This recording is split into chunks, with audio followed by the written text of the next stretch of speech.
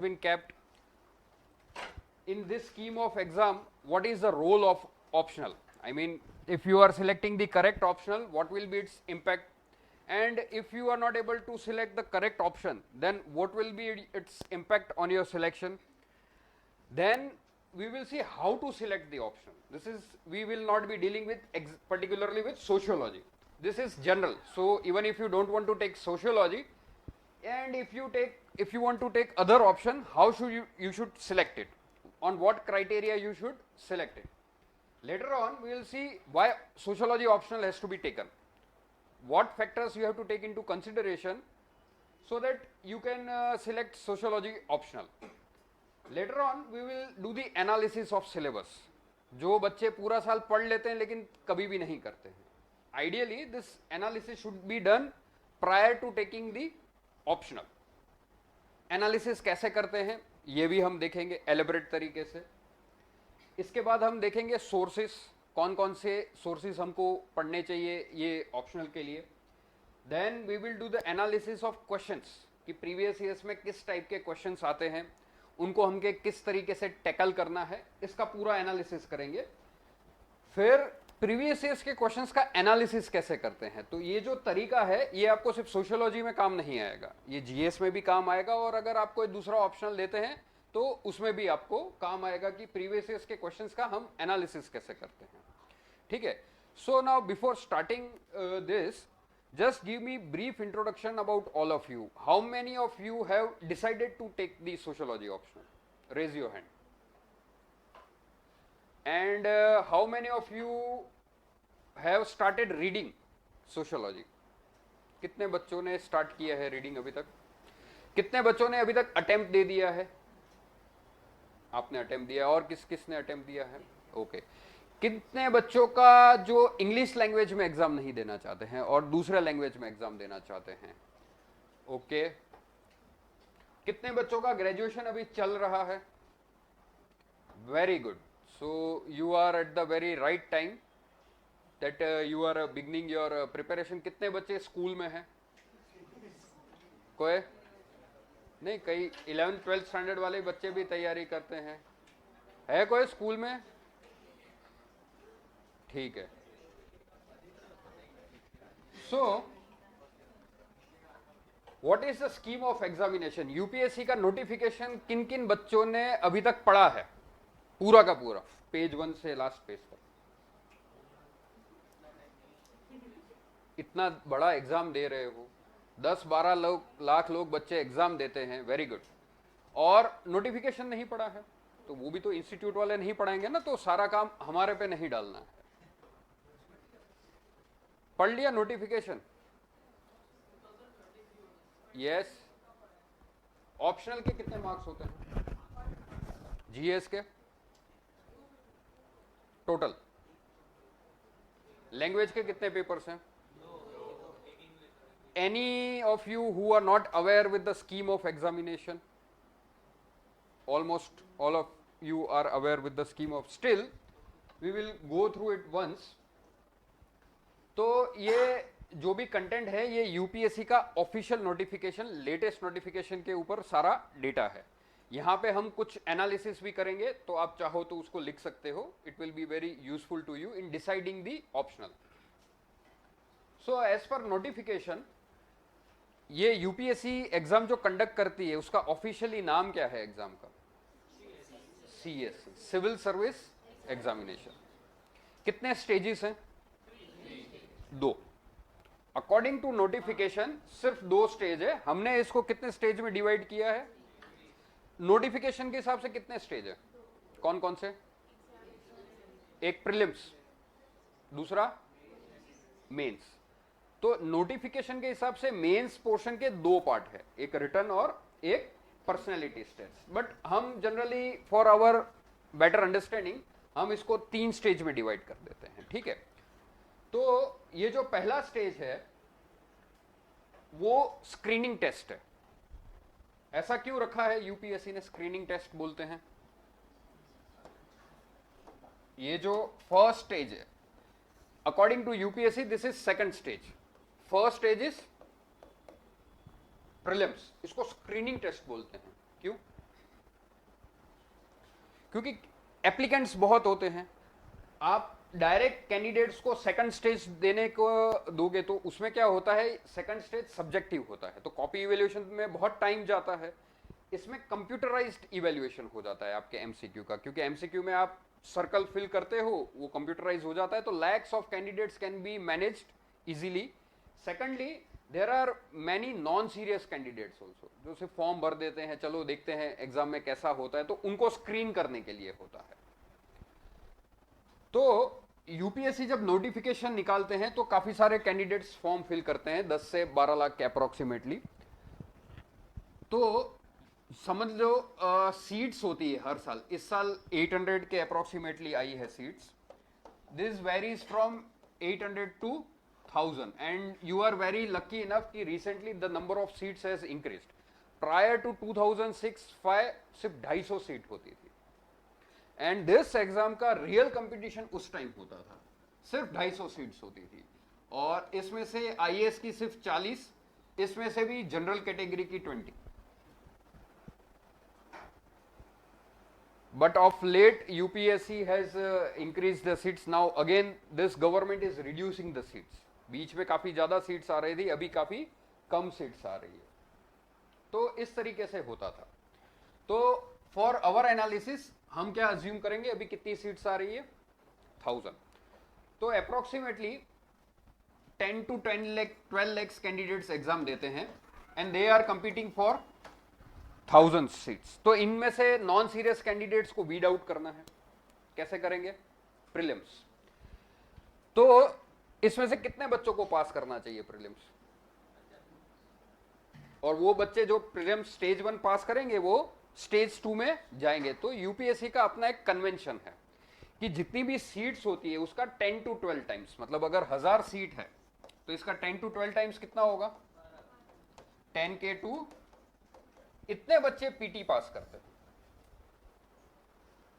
यही बच्चे मेंस देंगे, मेंस देने के बाद कितने बच्चे इंटरव्यू देंगे, इसमें से 2 to 3 टाइम्स ऑफ सीट्स, मतलब अगर सीट आपकी 1000 है तो उसके 2 to 3 times, so 2000 to 3000 candidates will be appearing from interview, and from this finally 1000 candidates are, और ये साइकिल हर साल चलता जाता है। And it is the such UPSC such an efficient body compare to other PCS कि आज तक ये पूरा साइकिल ये एक साल में कंप्लीट कर देती है। सिंस इंडिपेंडेंस आज तक UPSC has never missed the deadline.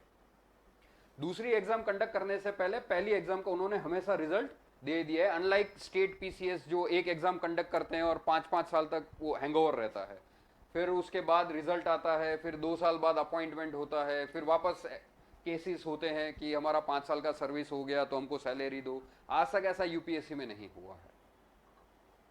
So this is a very good body and you can completely rely. तो इससे क्या होता है, बच्चों का मोटिवेशन भी बना रहता है। तो ये जो प्रीलिम स्टेज है,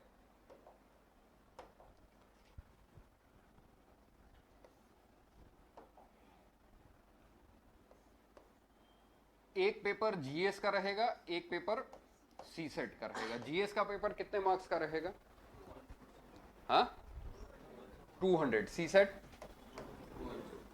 मेरिट किस में से बनेगा, 400 में से।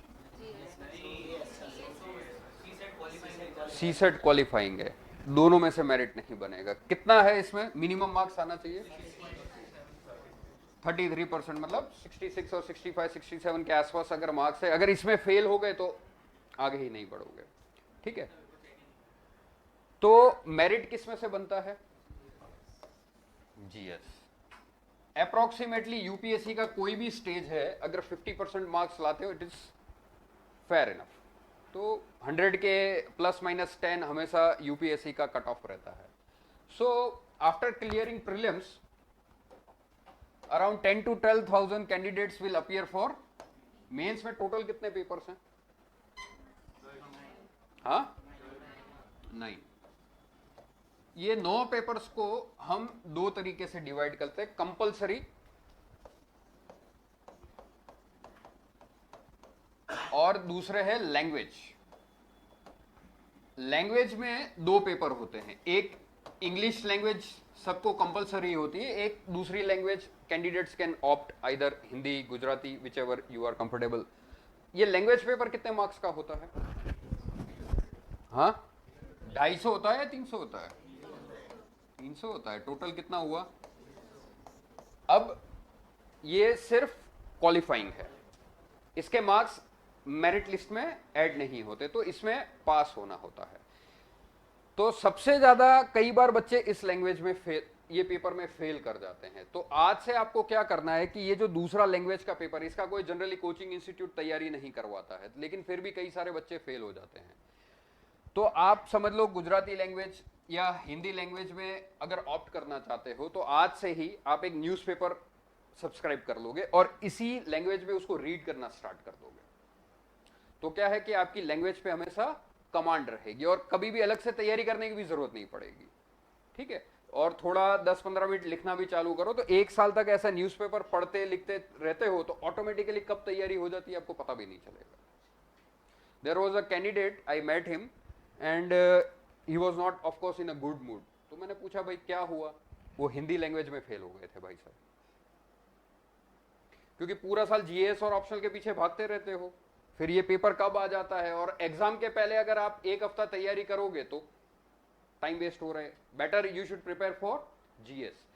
तो this is very suicidal, this is very minor thing but it can have very significant impact. आप सोचो पूरा 2-3 साल तैयारी कर रहे हो, लैंग्वेज पेपर में फेल हो गए।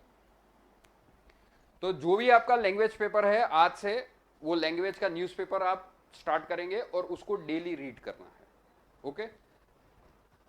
अभी जीएस में एक ऐसे जीएस और रहता है ऑप्शनल। जीएस कितने मार्क्स का है? 4 पेपर है, ईच ऑफ 250। तो ये कितने मार्क्स है इसमें? 1000। ऐसे 2 ऐसे लिखने होते हैं 125 मार्क्स के, और 2 पेपर ऑप्शनल के होते हैं 250 each. So this is around 500। Total score कितना होता है इसका?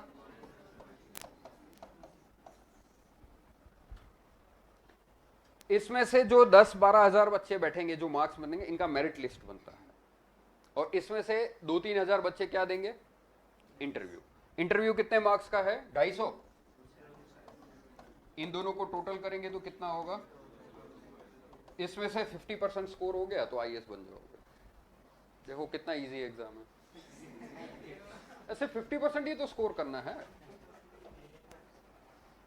नहीं तो स्कूल में तो टॉप करने के लिए कितने मार्क्स लाने पड़ते हैं? 80%, 90% लाने पड़ते हैं। इसमें सिर्फ 50% लाने हैं, तो बहुत आराम से आ जाता है, इसमें टेंशन लेने का जरूरत नहीं है, ठीक है। नाउ अब ये जो जीएस है 1000 मार्क का है, ऑप्शनल है 500 मार्क्स का है। तो अगर आप प्रीवियस ईयर्स के सारे टॉपर्स के मार्क्स एनालिसिस करोगे तो क्या होता है? रैंक 1 टू रैंक 10, तो जो टॉपर के समझ लो मार्क्स आए हैं आउट ऑफ 2000 समझ लो उसके 1100 आए हैं, तो जो 10th रैंक होगा उसका 1000 मार्क्स आया होगा। तो इन दोनों के बीच में ना गैप ज्यादा होता है, फर्स्ट टू 10 रैंक। फिर ये गैप कम होता है 10 टू 100, और फिर 100 से 700-800 जितना हो, तो यहां पे है ना गैप बहुत कम होता है। 1-1, 2-2 मार्क्स में 10-10, 20-20 रैंक का गैप होता है। एग्रीड? ये पैटर्न है यूपीएससी का। अभी जीएस के जो 4 पेपर है 1000 मार्क के होते हैं, ऑप्शनल का जो पेपर है 500 मार्क्स के होते हैं। इसमें टॉपर्स के जनरल स्कोर कितना होता है 1000 में से? क्या एनालिसिस किया है आपने, क्या आइडिया है? 420, 430, फिर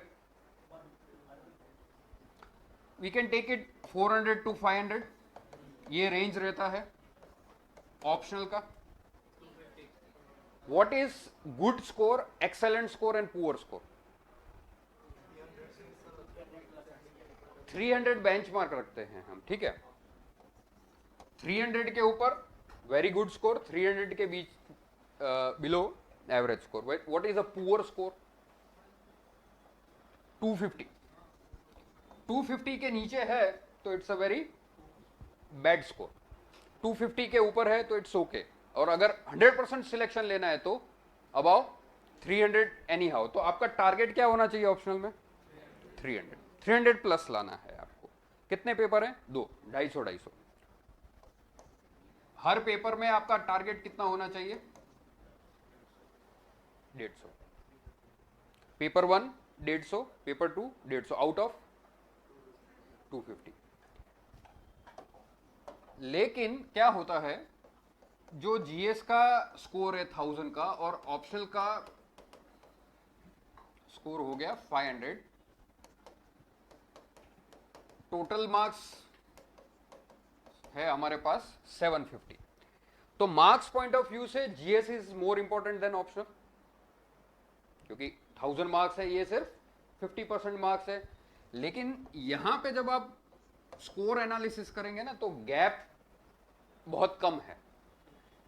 लार्जली सब लोगों को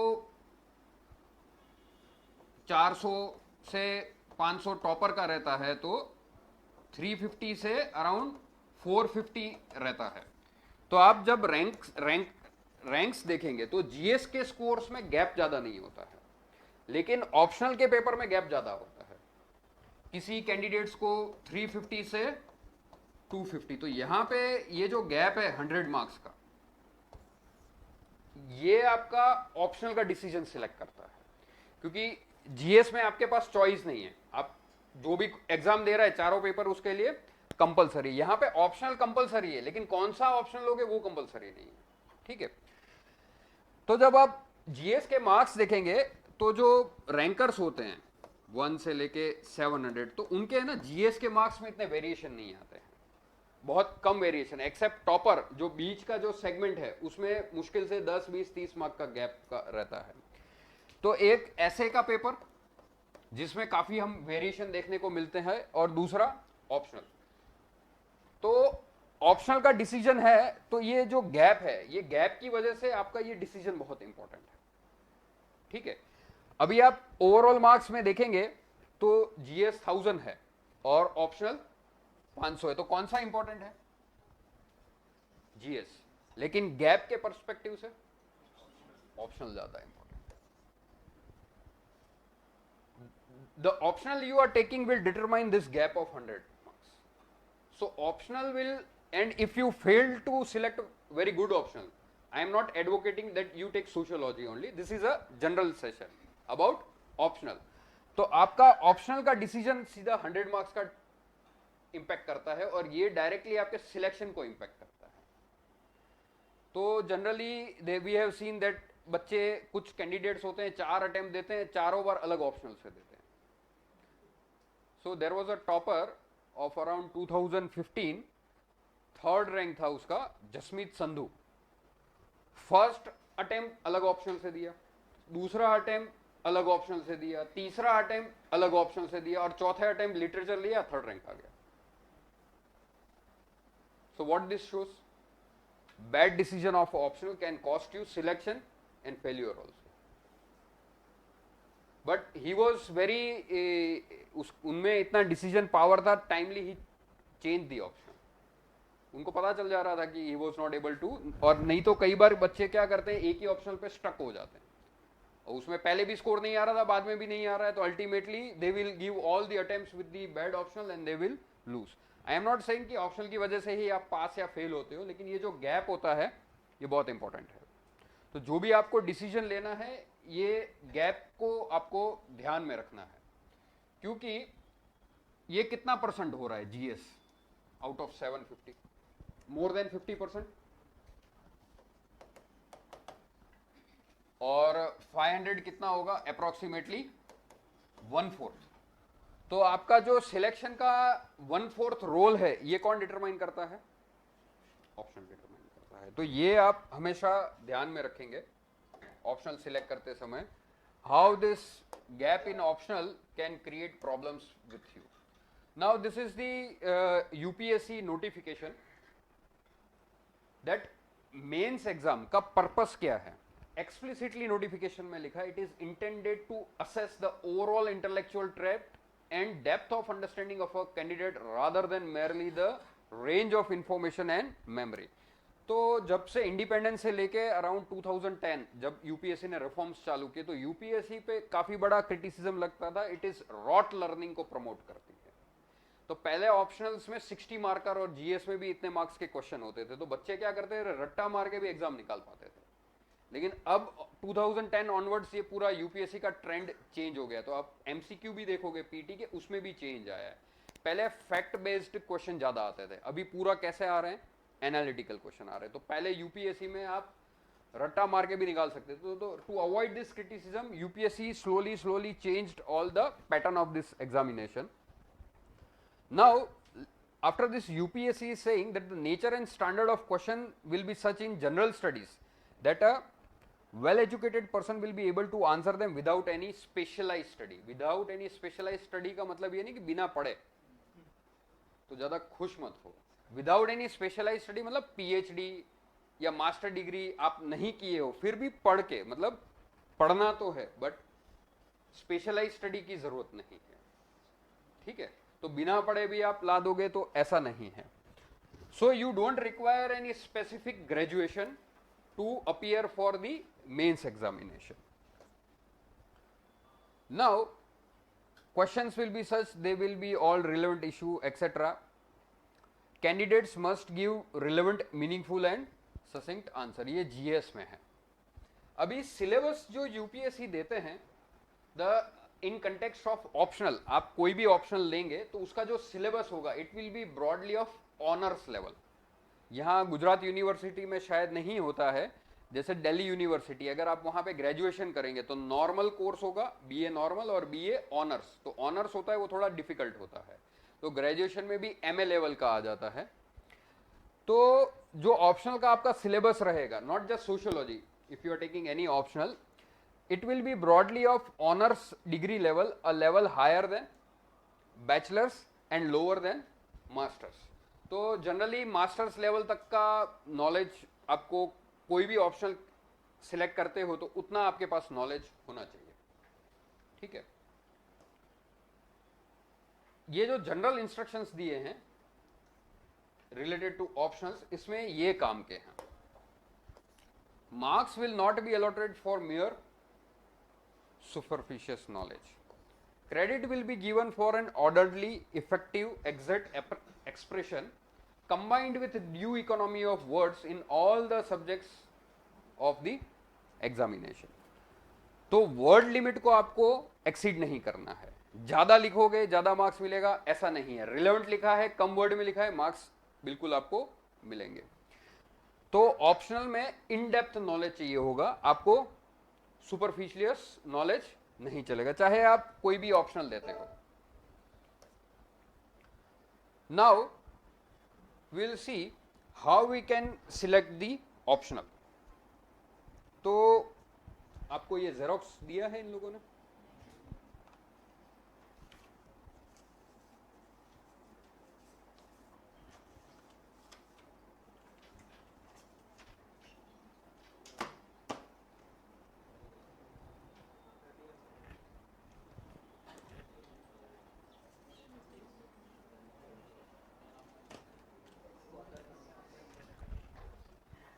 now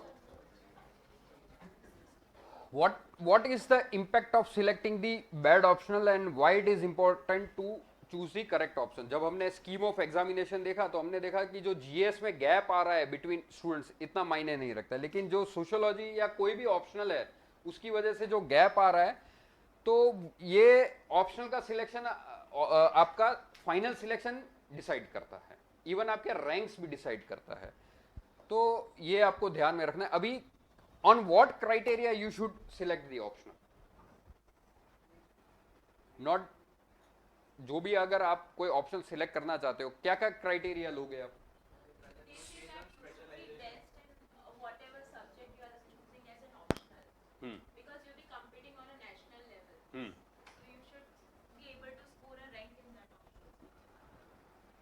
ओके, बट आपके पास टोटल कितने ऑप्शन है यूपीएससी के लिस्ट के हिसाब से? हाँ 23 लिटरेचर है और अप्रोक्सीमेटली 25 ऑप्शनल्स है और 23 लिटरेचर। टोटल आपके पास कितने हैं? 48 ऑप्शंस है, उसमें से आपको एक चूज करना है। किस क्राइटेरिया पे सिलेक्ट करोगे?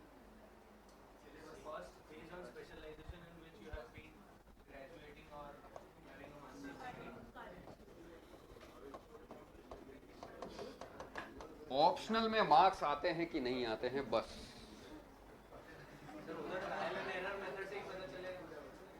तो फेल नहीं होना है ना, हमको फर्स्ट अटेम्प्ट में पास होना है। यहाँ पे ट्रायल एंड एरर नहीं करना है, पंचवर्षीय योजना नहीं क्रिएट करनी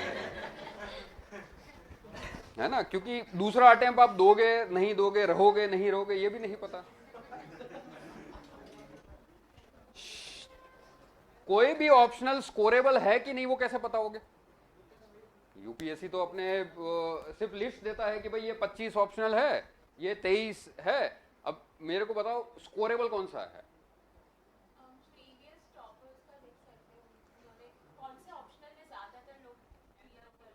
क्या सारे ऑप्शंस इक्वल हैं?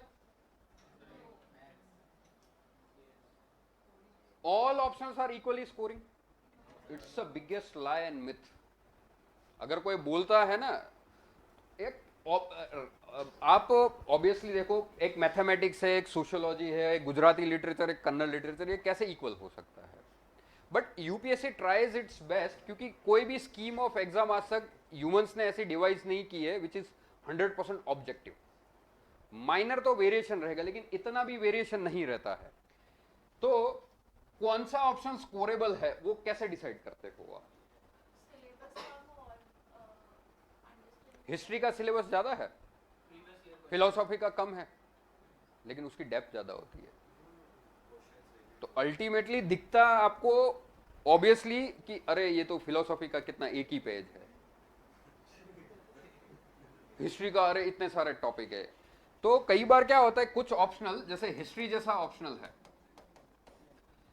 इसकी ना विड्थ ज्यादा होती है, लेकिन क्या होती है, डेप्थ कम होती है। अगर फिलोसॉफी लोगे तो इसकी विड्थ कम है, लेकिन इसकी डेप्थ बहुत ज्यादा होती है। वो एक पेज समझने में ही एक दिन चला जाता है। फिलोसॉफी में एक थिंकर आएगा जो हम आगे सोशियोलॉजी में भी पढ़ते हैं, रेने डिस्कार्ट्स। उनका एक स्टेटमेंट है, I think therefore I am. कितनी छोटी सी लाइन है, लेकिन इसको पढ़ने में एक हफ्ता लग जाता है। कैसे?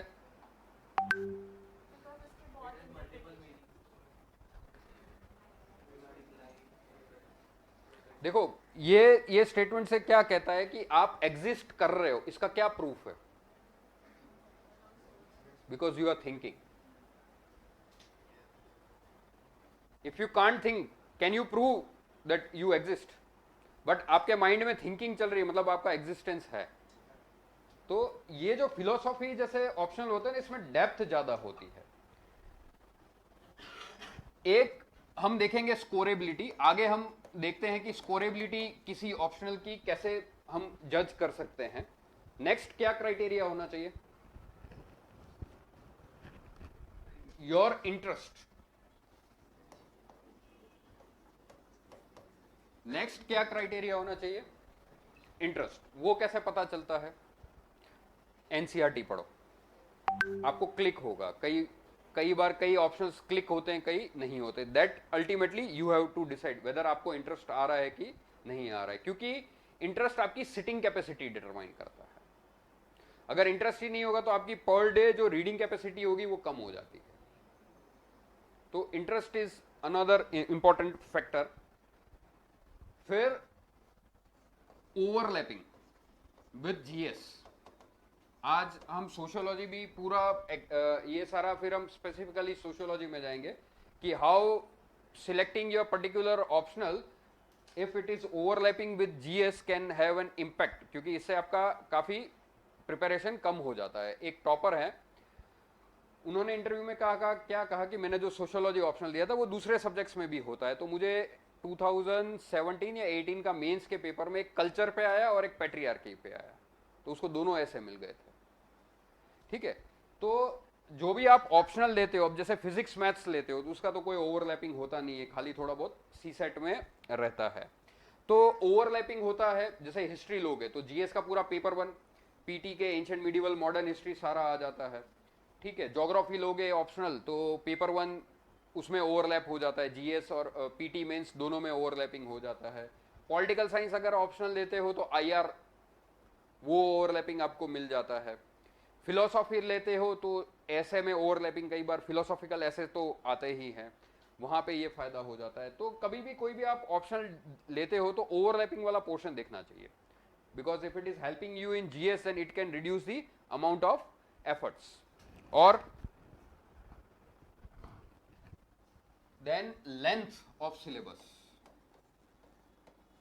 जनरली क्या होता है कि हिस्ट्री सिलेबस काफी वाइड रहता है, ज्योग्राफी का सिलेबस काफी वाइड रहता है कंपेयर टू अदर ऑप्शंस।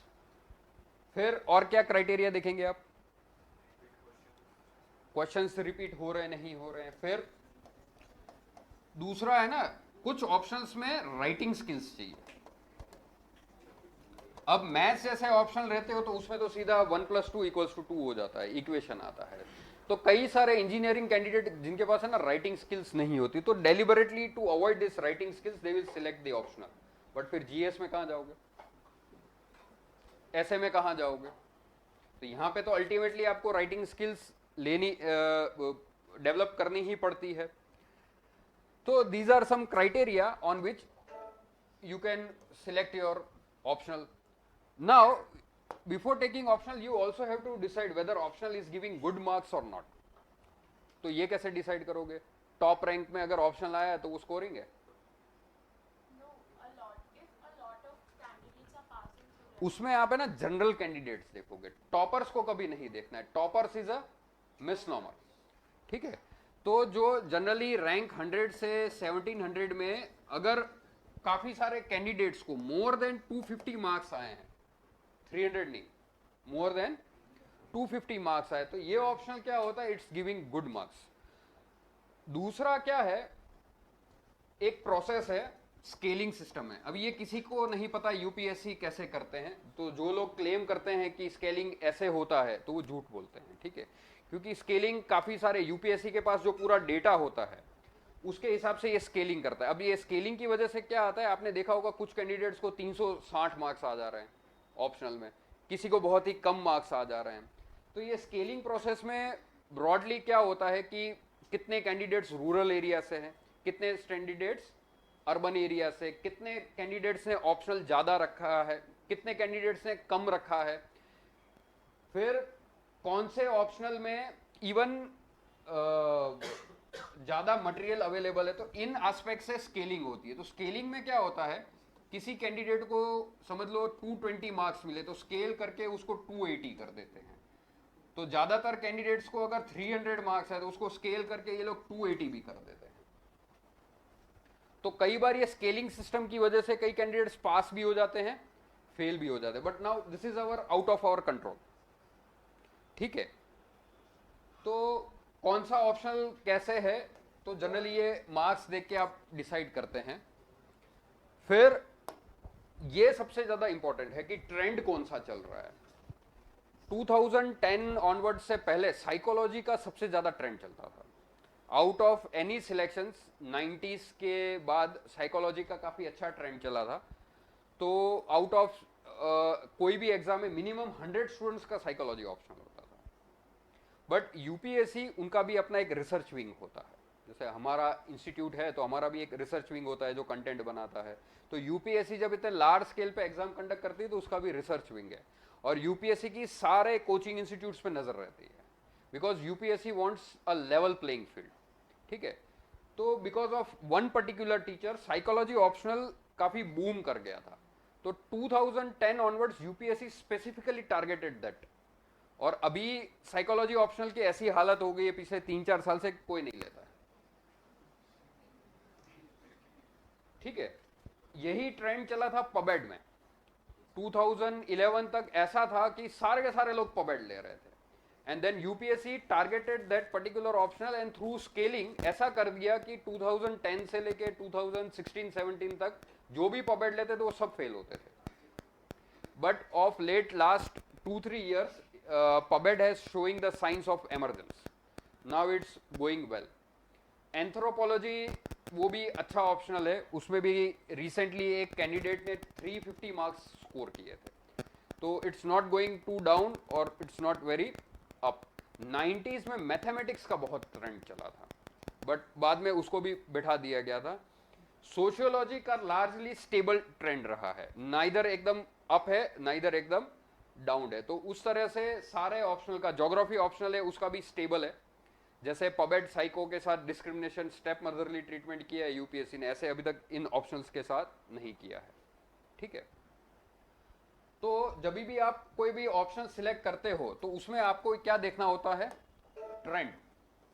अगर ट्रेंड के अगेंस्ट जाओगे तो बहुत मुश्किल होता है. तो कभी भी ऐसा ऑप्शन मत पकड़ो जिसका भी ट्रेंड नहीं है, जैसे साइकोलॉजी है या जब जिस ऑप्शनल का ट्रेंड आता है. फिर competition among students taking the same option. जैसे अगर आप कॉमर्स लेते हो बीकॉम करने के बाद, तो प्रॉब्लम क्या होगा,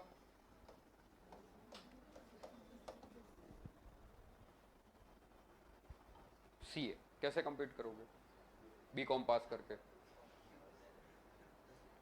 किया है बीकॉम नॉर्मल सी कोई कॉलेज में, उसमें भी एक वो गाइड पढ़ के पास हो गए हो, ना कोचिंग किए हो हैं. फिर इसमें सीए बैठेंगे, बाय डिफॉल्ट उनका कंटेंट आपसे अच्छा ही होगा. Will you able to compete, very difficult. यहां से कोई XYZ कॉलेज से MBA कर लिए, ले लिया, सामने कौन बैठे होंगे, IIM वाले, FMS वाले.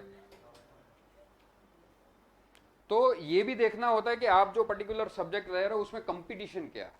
ठीक है, तो जनरली मैथमेटिक्स, तो ये अगर कुछ ऑप्शनल्स है जैसे फिजिक्स है, केमिस्ट्री है, उसमें है ना आपका अच्छा एकेडमिक बैकग्राउंड है तो आप ले सकते हो, कोई प्रॉब्लम नहीं है. लेकिन बीकॉम कर लिया और कॉमर्स ले लिया, फिर बोलते हो यूपीएससी डिस्क्रिमिनेशन कर रहा है, तो ऐसा नहीं होता है. तो ये भी एक क्राइटेरिया आपको ध्यान में रखना है कि आप जो ऑप्शनल ले रहे हो उसमें विद इन ऑप्शन स्टूडेंट्स में कंपटीशन कैसा है. ठीक है, फिर सवाल आता है कि ऑप्शनल की प्रिपेयर कब कर दी जाए.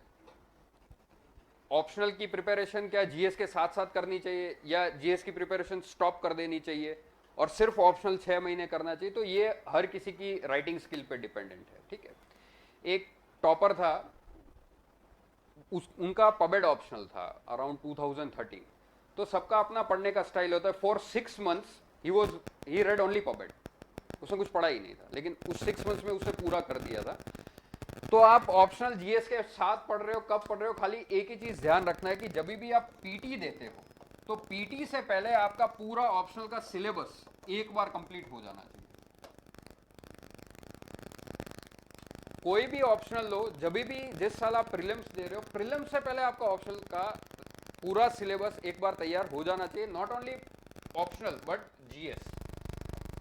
तो पीटी और मेंस के बीच में क्या करना है, आपको सिर्फ रिवीजन करना है और वो वाला कंटेंट करना है जो करंट अफेयर्स में है. इससे पहले, पीटी से पहले सारा स्टैटिक पोर्शन कंप्लीट हो जाना चाहिए, नहीं तो रिवीजन नहीं कर पाओगे. ठीक है, तो जो कैंडिडेट पीटी के पहले सारा जीएस ऑप्शनल का, क्योंकि करंट अफेयर्स तो जो एमर्ज होता है वो तो आप प्रिपेयर कर नहीं सकते, तो पीटी के बाद सिर्फ आपको रिवीजन देना है और राइटिंग प्रैक्टिस करना है. और जब भी आप मेंस एग्जाम देते हो तो उससे पहले आपके पास इनफ टाइम होगा रिवीजन, और रिवीजन मिनिमम 3 टाइम्स होना चाहिए. ठीक है, तो start your preparation of optional as soon as possible. अभी कोई भी ऑप्शनल आप सिलेक्ट करते हो तो कितना कंटेंट होना चाहिए. There was a past candidate, उसने क्या कहा कि जब मैं मेंस का एग्जाम देने जा रहा था तो सिलेबस ऑप्शनल और जीएस जितने भी टॉपिक और सब टॉपिक थे उन सब पे मेरे पास 200 वर्ड्स का कंटेंट है. मतलब समझे, आपको कितना भी आता हो, आंसर में मैक्सिमम कितने लिख पाओगे आप. तो सारे टॉपिक्स प्लस सब टॉपिक्स हैं, उनके ऊपर आपके पास कितना कंटेंट होना चाहिए. इससे कम नहीं, इससे ज्यादा भी नहीं, क्योंकि ज्यादा आएगा तो लिख नहीं पाओगे. ठीक है। तो कुछ लोग बोलते हैं ये होती है विड्थ और इसको बोलते हैं हम डेप्थ। तो ऑप्शनल है या जीएस है? Depth, width means number of topics, depth में मतलब कितना कंटेंट है एक पर्टिकुलर टॉपिक में। तो हमारे एग्जाम में विड्थ ज्यादा इंपॉर्टेंट है या डेप्थ?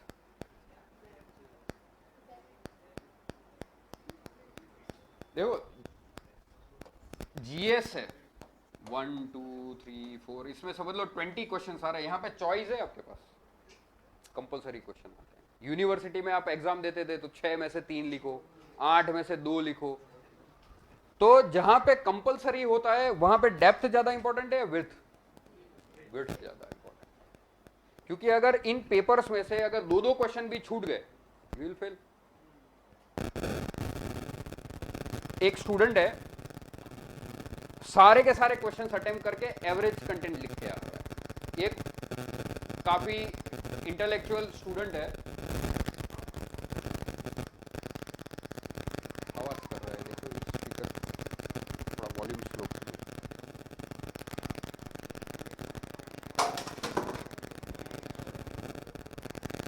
एक कोई स्टूडेंट है जो एक्स्ट्रा ऑर्डिनरी कंटेंट लिख रहा है लेकिन 2-2 क्वेश्चन छोड़ दे रहा है, और एक स्टूडेंट है जो सिर्फ एवरेज कंटेंट लिख रहा है लेकिन सारे क्वेश्चन अटेम्प्ट कर रहा है। टोटल और क्यूमुलेटिव मार्क्स किसका ज्यादा हो जाएगा? हाँ, तो चाहे यूपीएससी का ऑप्शनल है या जीएस है, आपको क्या करना है, सारे के सारे टॉपिक्स कवर करना है। ठीक है, अब सारे के सारे टॉपिक्स कवर करोगे तो ज्यादा डेप्थ में जाओगे तो सारे के सारे टॉपिक्स कवर नहीं कर पाओगे। तो एटलीस्ट सारे टॉपिक और सब टॉपिक के पास ऊपर आपके पास कितना कंटेंट होना चाहिए? 200 टू 250 वर्ड्स का आपके पास कंटेंट होना चाहिए। तो ये स्ट्रेटेजी आप कोई भी ऑप्शनल लो, ऑप्शनल के सारे टॉपिक्स के ऊपर आपके पास एटलीस्ट 250 टू 200 वर्ड्स का कंटेंट होना चाहिए। Then your preparation is complete. Notes कैसे बनाते हैं? तो ये इसके लिए हमको क्या है कि जब हम कोई पर्टिकुलर ऑप्शनल का टॉपिक देखेंगे उसके बाद देखेंगे रिवीजन। आइडियली ऑप्शनल में क्या होता है कि बच्चे एक बार प्रिपेयर करते हैं, फिर जब जीएस का प्रिपेयर करते हैं तो छोड़ देते हैं। डेली 1 घंटा ऑप्शनल का रिवीजन करना है डेली, ताकि आपका उस पर कमांड न छूटे। और जब मेंस देने जा रहे हो मिनिमम 3 टाइम्स रिवीजन होना चाहिए इसका, ऑप्शनल का या जीएस का, कुछ भी है। ठीक है, so this was all about the general things. Now will C why and how of sociology.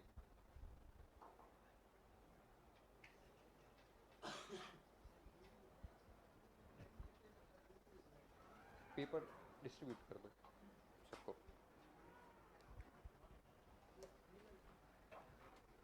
अभी सोशियोलॉजी ऑप्शनल जो है इसमें स्कोरिंग सब्जेक्ट है, सिलेबस इतना भी विड्थ नहीं है, it's manageable. Unlike very big syllabus like geography, history, it's unmanageable, ऐसा नहीं है। फिर सक्सेस रेशियो इस ऑप्शनल में ठीक ठाक है। तो रिलेटिवली विद इन 4 मंथ्स अगर कोई भी कैंडिडेट अच्छे से तैयारी करते हैं तो सारा का सारा आपका ऑप्शनल तैयार हो सकता है।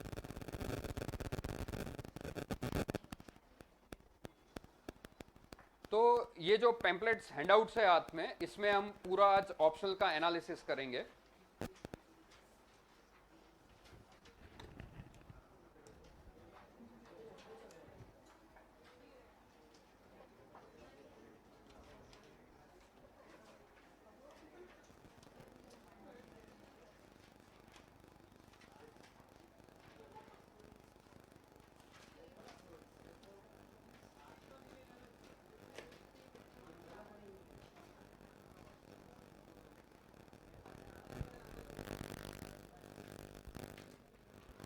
सिलेबस का जेरोक्स मेरे को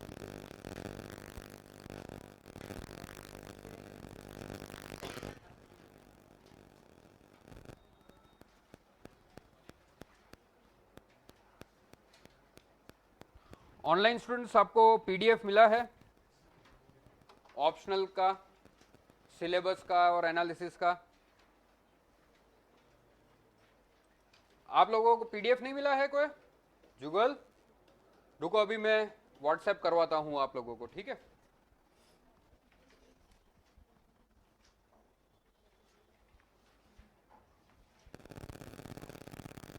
ऑनलाइन स्टूडेंट्स को नहीं मिल रहे। हाँ, ऑनलाइन स्टूडेंट्स अभी आपको एक पीडीएफ मिलेगी, तो ये आप अभी इसके साथ देखना स्टार्ट कर देना, थोड़ी देर बाद हम इसका यूज करेंगे। ओके, मिल गया। Okay, very good Mansi. तो इन दिस ऑप्शनल सवाल आता है कि क्या हमारा कोई एजुकेशनल बैकग्राउंड नहीं है सोशियोलॉजी में, तो हम क्या ये ऑप्शन ले सकते हैं। इनफैक्ट इवन जो ज्यादातर कैंडिडेट सोशियोलॉजी ऑप्शन से पास हुए उनका कभी सोशियोलॉजी ऑप्शन रहा ही नहीं है ग्रेजुएशन में, ठीक है। तो अगर आपका कोई ग्रेजुएशन में ये कभी पढ़ा नहीं है तो आप क्या ऑप्शन ले सकते हो, तो डेफिनेटली आप ले सकते हो, कोई इसमें इशू नहीं है। लेकिन कुछ सब्जेक्ट्स है जिसमें अगर आपका एकेडमिक बैकग्राउंड नहीं है तो आप नहीं ले सकते, जैसे मैथ्स हो जाता है, फिजिक्स हो जाता है, केमिस्ट्री हो जाता है, ठीक है। तो ये ऑप्शनल में अगर आपने ग्रेजुएशन सोशियोलॉजी में नहीं भी किया है और अगर आपको लेना है तो आप ले सकते हो। तो एजुकेशनल बैकग्राउंड का इतना कुछ प्रॉब्लम नहीं है। स्टडी मटेरियल अवेलेबल है इस सब्जेक्ट में, काफ़ी अवेलेबल है। काफ़ी सारी यूनिवर्सिटीज़ में सोशियोलॉजी बीए एमए करवाता है, इग्नू अवेलेबल है, एनसीईआरटी अवेलेबल है। तो आपको जब अगर ये ऑप्शन लेते हो तो from study material perspective there is no dearth of material. काफ़ी सारे कोचिंग इंस्टीट्यूट्स का भी मटेरियल अवेलेबल है, टेस्ट सीरीज भी अवेलेबल है, ऑनलाइन कोर्सेज अवेलेबल है, ऑफलाइन कोर्सेज भी अवेलेबल है। और काफ़ी सारे बच्चे प्रिपरेशन करते हैं तो काफ़ी सारे प्राइवेट पब्लिकेशंस भी हैं जो इस पर बुक्स पब्लिश करते हैं। तो as far as content is there, you will not face any problem as far as content is concerned for this subject. Now overlap with other papers, इसको हम बाद में देखेंगे कि जीएस के जो पेपर हैं उसमें से कितना पोर्शन जीएस में ओवरलैप होता है, ये हम बाद में देखते हैं।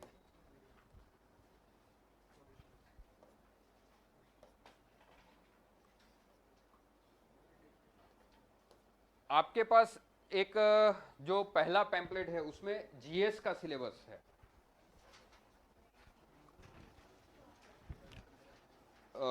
सोशियो का सिलेबस है आपके पास?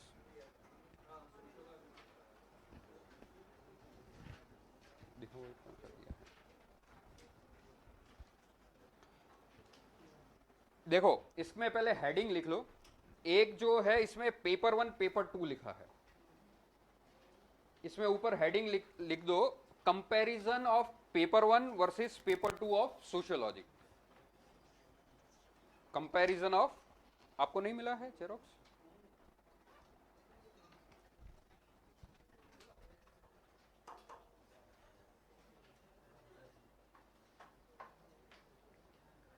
जेरोक्स खत्म हो गया है? अच्छा अच्छा, just wait for few minutes, by the time you can share here. एक पेपर 1 वर्सेस पेपर 2, ये हेडिंग लिख दो इसमें। फिर दूसरा जीएस का पूरा सिलेबस होगा, है ना, उसमें हेडिंग लिखो कि सोशियोलॉजी का कितना ओवरलैपिंग होता है जीएस सिलेबस में, मतलब जीएस के सिलेबस में से कौन कौन सा पोर्शन सोशियोलॉजी के सिलेबस में है, ठीक है। फिर इसके बाद एक है सोशियोलॉजी का सिलेबस होगा पूरा,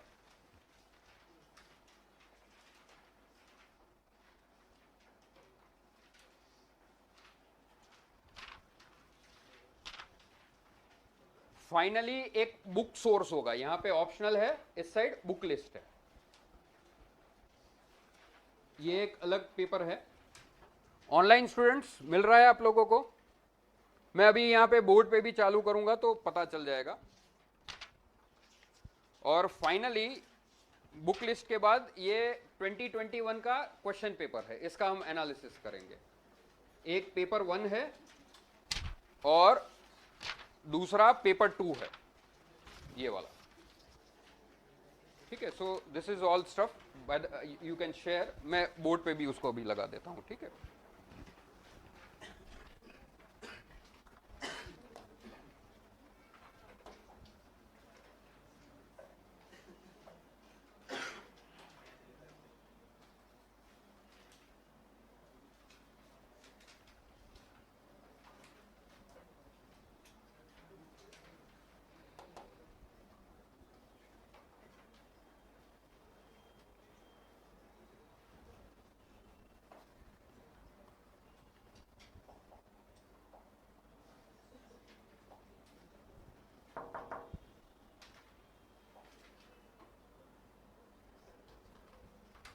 इसको छोटा करो,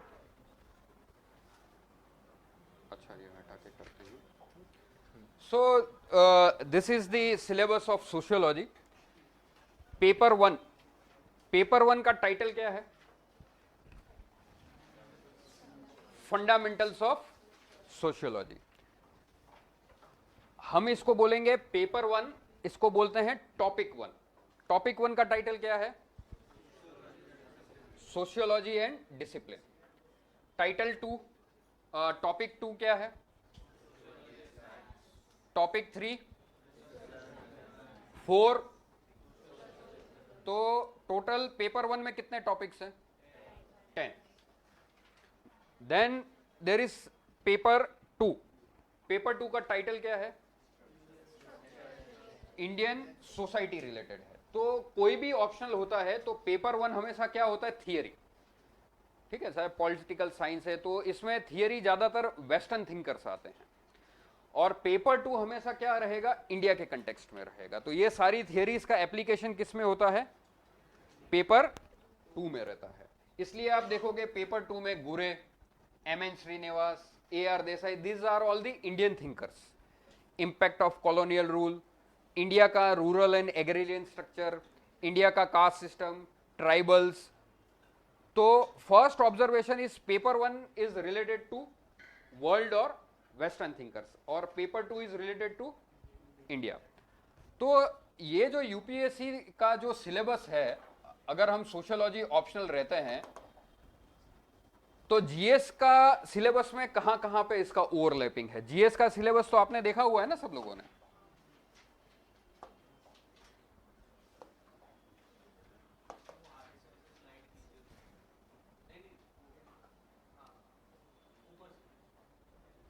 ये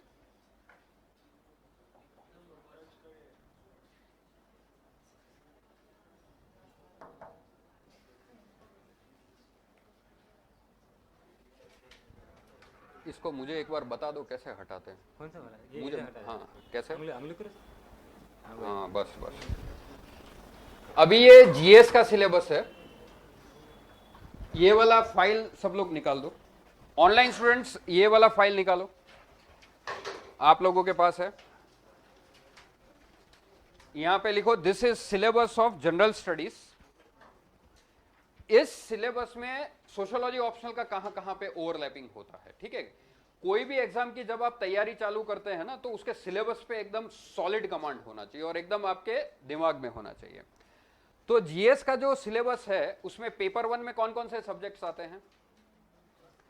टोटल 7 सब्जेक्ट हैं। Indian culture, modern history, post independence history, world history, Indian society, physical geography, human and economic geography. ये कौन सा पेपर है जीएस का?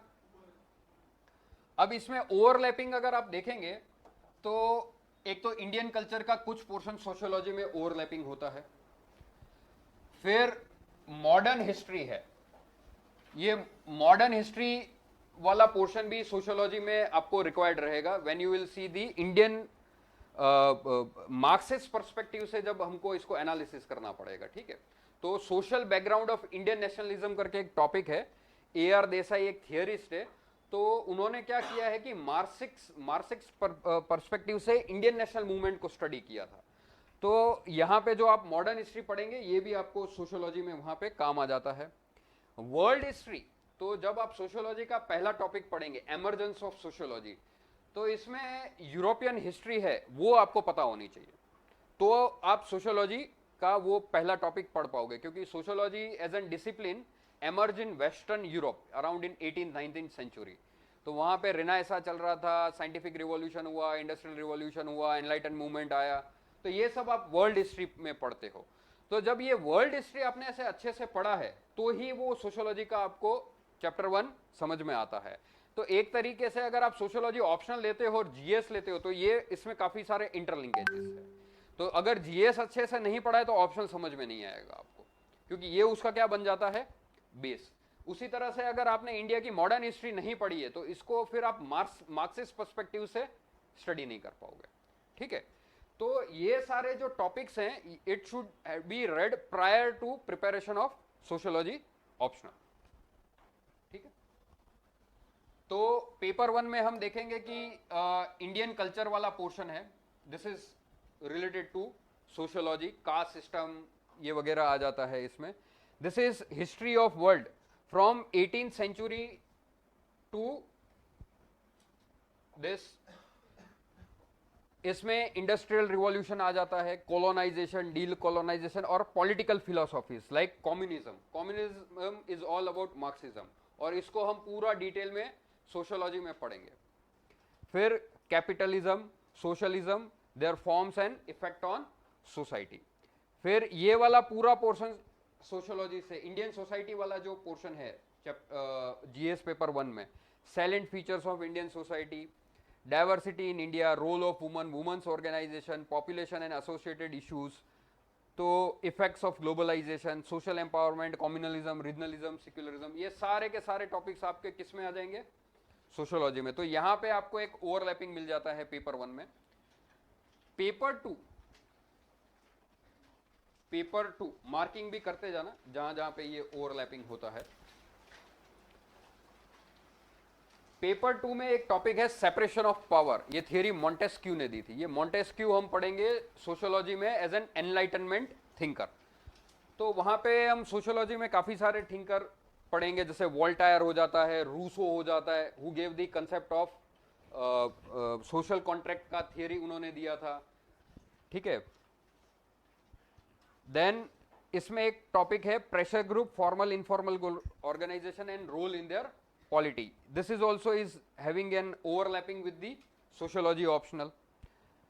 सोशियोलॉजी ऑप्शनल में रिसेंटली जो करंट अफेयर्स आता है कि गवर्नमेंट स्कीम पूछी जाती है और उसको आपको सोशियोलॉजिकल पर्सपेक्टिव से लिखना है, तो ये आपका बेस बन जाएगा, ठीक है। तो ये सारा portion education, human resource, social service, social sector, this year you can find overlapping. Then topic number 17 of the paper 2, role of civil service in democracy, यहां से आपको ओवरलैपिंग मिल जाएगा। Now we are moving to the paper 3 of general studies. तो ये जो पूरा portion है growth, development, employment, inclusive growth, here you will find an overlapping with sociology. Sociology में एक टॉपिक है agrarian and rural structure of India, तो उसमें सारा लैंड रिफॉर्म्स वाला पोर्शन आ जाता है, ठीक है। जो जमींदारी सिस्टम, महलवारी सिस्टम था, आज़ादी के बाद हमने कैसे इसको लैंड रिफॉर्म्स लाए, टेनेंसी रिफॉर्म्स लाया, तो ये सारा उस पोर्शन में आ जाएगा। Then effects of liberalization on economy, changes in industrial policy and their effects on the industrial growth, तो ये सारा पोर्शन इसमें आ जाएगा। नक्सलिज्म, तो सोशियोलॉजी में एक टॉपिक है social movements, diverse social movements आप स्टडी करेंगे, उसमें women's movement, environmental movement, extremism, तो नक्सलिज्म एक आप उसमें पूरा टॉपिक आ जाता है। Then you have ethics, ethics में ये वाला जो पोर्शन है ह्यूमन वैल्यूज, तो वैल्यू सिस्टम क्या होता है, तो ये हम डिटेल में सोशियोलॉजी में पढ़ेंगे। Role of family, society, educational institutions in inculcating the values, तो इसमें सोशियोलॉजी में ये ओवरलैपिंग आ जाता है। देन एक टॉपिक है एथिक्स में मॉरल थिंकर्स एंड फिलोसोफर्स, तो वही रूसो, वोल्टायर, ये सारे थिंकर्स आते हैं, तो इनका ओवरलैपिंग सोशियोलॉजी में भी हम पढ़ेंगे इसमें। Then ethical and moral dilemmas, moral values, तो ये वाला पोर्शन आ जाता है। तो अगर हम जीएस का पूरा सिलेबस एनालिसिस करते हैं तो काफी सारा पोर्शन हमको ओवरलैपिंग में आ जाता है। सो this is one of the benefit you will have if you are taking the sociology optional. Now before understanding the sociology optional, अब ये जो ऑप्शनल है इसके 2 यूनिट्स हैं, पेपर 1, पेपर 2, तो ये भी आपस में लिंकेजेस है। अब इसको लिंकेजेस को समझने के लिए हमको ये पूरा सिलेबस समझना पड़ेगा, ठीक है। तो पहले हम क्या करेंगे, आपके पास भले लिखा हुआ है, पूरा सिलेबस हम शॉर्ट में लिखेंगे, ठीक है।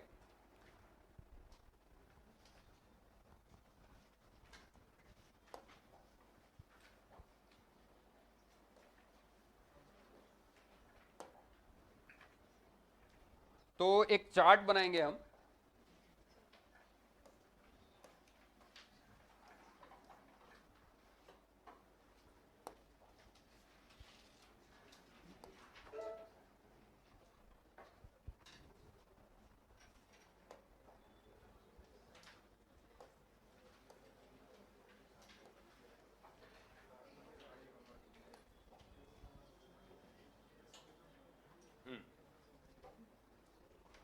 पूरा सिलेबस आज हम एनालिसिस करेंगे, इसको कैसे टैकल करते हैं और हर पोर्शन को कैसे पढ़ा जाएगा ये हम देखेंगे। एक बीच में ऐसे लाइन ड्रॉ कर लीजिए।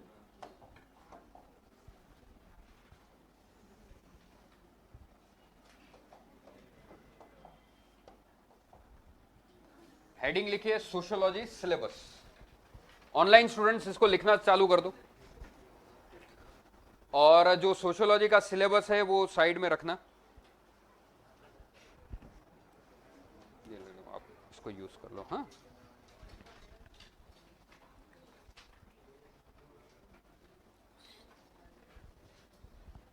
ये सोशियोलॉजी का पेपर 1 है, ये पेपर 2 है। पेपर 1 है, पेपर 2 है, दोनों 250-250 मार्क्स का रहता है। बातें नहीं करना है पीछे, यहां पे ध्यान दो।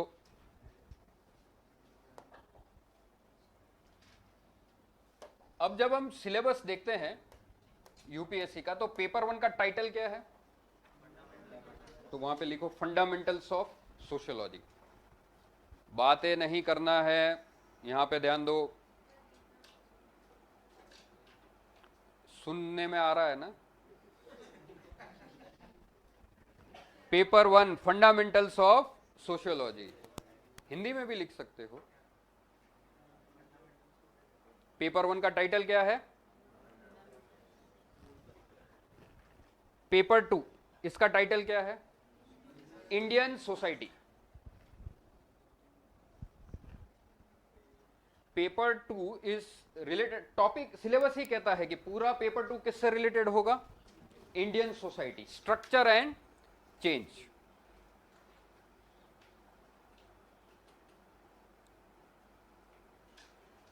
Structure and change. So what we can conclude that अब यहां पे लिखो टॉपिक 1, दिस इज टॉपिक 1। फिर हम लिखेंगे टॉपिक 2, टॉपिक 3, टॉपिक 4, टॉपिक 5, ऐसे हम पूरा लिखते जाएंगे। पेपर 1 में टोटल टॉपिक्स कितने हैं? 1, 2, 10। तो लिखो टोटल टॉपिक्स पेपर 1 में 10 है। टोटल टॉपिक्स इन पेपर 1 कितने हैं? 10। इसको हम 3 पार्ट में डिवाइड करेंगे।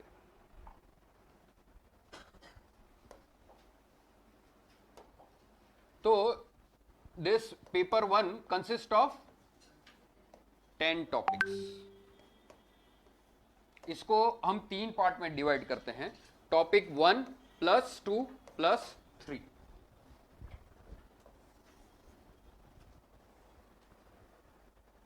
टॉपिक 1 + 2 + 3, ये मैं समझाता हूं कैसे रिलेटेड है। अगर ये सिलेबस आज समझ गए तो आपका आगे का जो प्रिपरेशन होगा उस पर आपका पूरा कंट्रोल आ जाएगा और ये कोई बुक में नहीं होगा, ठीक है। फिर टॉपिक 4 दूसरा पार्ट है, उसमें सिर्फ एक ही टॉपिक आता है, टॉपिक 4। ऐसा क्यों, ये मैं अभी बताता हूं। तीसरा पार्ट है, उसमें 5 + 6 + 7 + 8 + 9 + 10।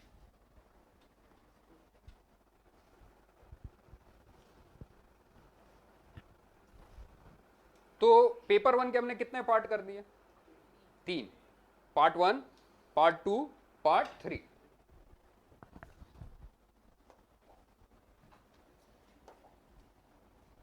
कोई भी सब्जेक्ट जब आप पढ़ेंगे, चाहे सोशियोलॉजी हो, ज्योग्राफी हो, इकोनॉमिक्स हो, हमेशा उसका जो पहला टॉपिक होता है it's all about the discipline.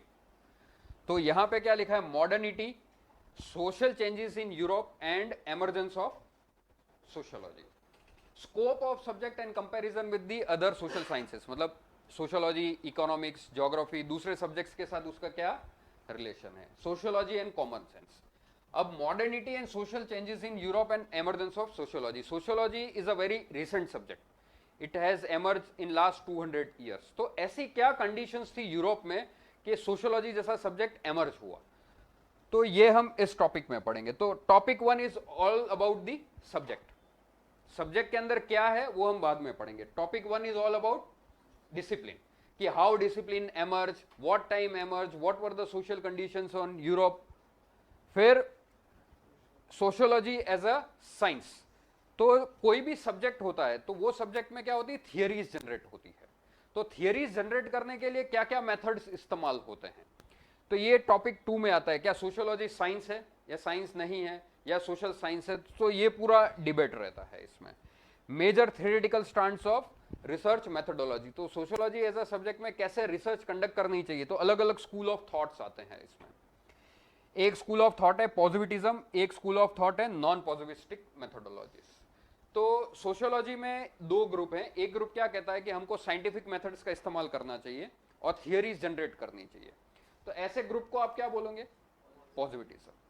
तो इसके ऑपोजिट में दूसरा ग्रुप आता है कि भाई जो दूसरे साइंटिफिक सब्जेक्ट्स है, जैसे फिजिक्स है, केमिस्ट्री है, वो इनएनिमेट मैटर को स्टडी करते हैं, ऑब्जेक्ट्स को स्टडी करते हैं जिसमें लाइफ नहीं होती है. लेकिन हम तो ह्यूमन बींग्स को स्टडी करते हैं जिसमें लाइफ है, तो ऑलरेडी सब्जेक्ट मैटर अलग है. तो ऐसे साइंटिफिक मेथड्स हम सोशियोलॉजी में इस्तेमाल नहीं कर सकते. तो ऐसे ग्रुप को क्या कहा गया, नॉन पॉजिटिविस्ट. फिर सोशियोलॉजी में जो रिसर्च मेथड्स और एनालिसिस है, कुछ क्वांटिटेटिव मेथड्स होते हैं, कुछ क्वालिटेटिव मेथड्स होते हैं. डेटा कैसे कलेक्ट करते हैं, वेरिएबल, सैम्पलिंग्स, हाइपोथेसिस, रिलायबिलिटी, ये सब पढ़ेंगे. तो कंक्लूजन क्या है, topic 1, 2, 3 is related to subject plus methods. यहां पे लिखो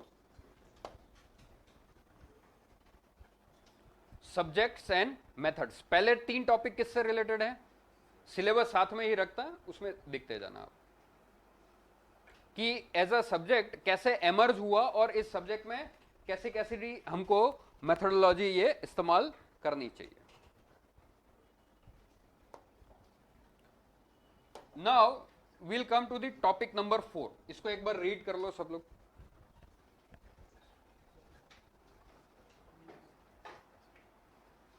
इसको एक बार पूरा रीड करो.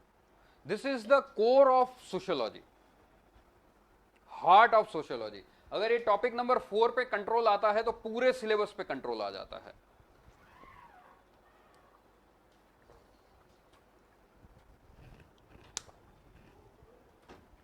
ऑनलाइन स्टूडेंट्स, समझ में आ रहा है सबको?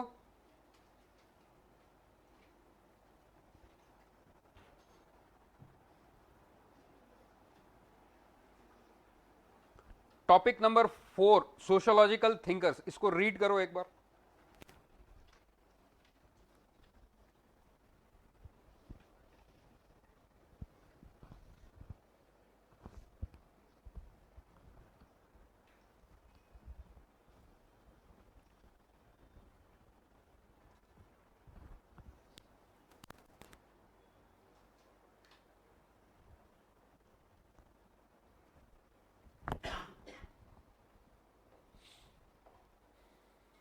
सबसे पहला काम किसी भी इंस्टीट्यूट में कुछ भी पढ़ाने से पहले सिलेबस पढ़ाना चाहिए.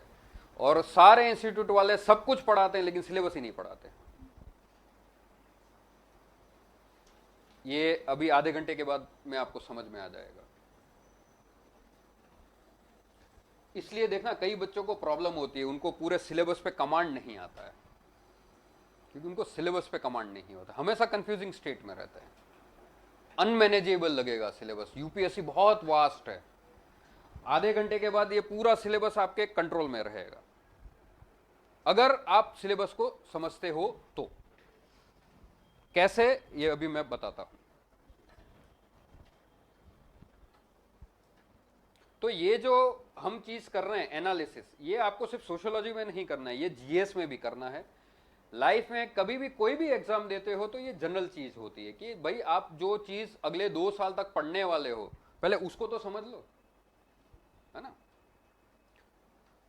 तो जब भी अगर क्लास में आपको कोई चीज समझ में नहीं आ रही है तो प्रॉब्लम किस में होता है, किस में होता है, बोलो बोलो, मैं मायने टीचर में होता है, स्टूडेंट में प्रॉब्लम नहीं होता है ना। लेकिन कई बार क्या होता है, टीचर को ही समझ में नहीं आया होता तो वो आपको कैसे समझा पाएगा।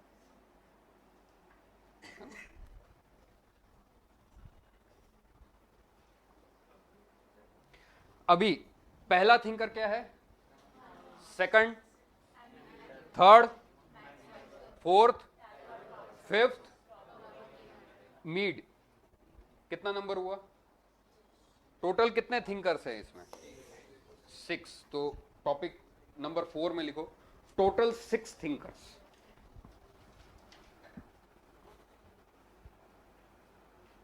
इसमें कोई इंडिया का है वो हम पेपर 2 में देखेंगे। टाइटल क्या है, फंडामेंटल्स ऑफ सोशियोलॉजी, पेपर 2 का टाइटल क्या है। हाँ, तो ये सारे वेस्टर्न थियरिस्ट हैं, वर्ल्ड के कंटेक्स्ट में है। Now this portion is core of sociology, ऐसा क्यों, ये हम आगे देखते हैं। अब ये जो थियरिस्ट, ये जो 6 थिंकर्स थियरिस्ट देते हैं ये हम आगे देखेंगे। टॉपिक नंबर 5 ये किससे रिलेटेड है,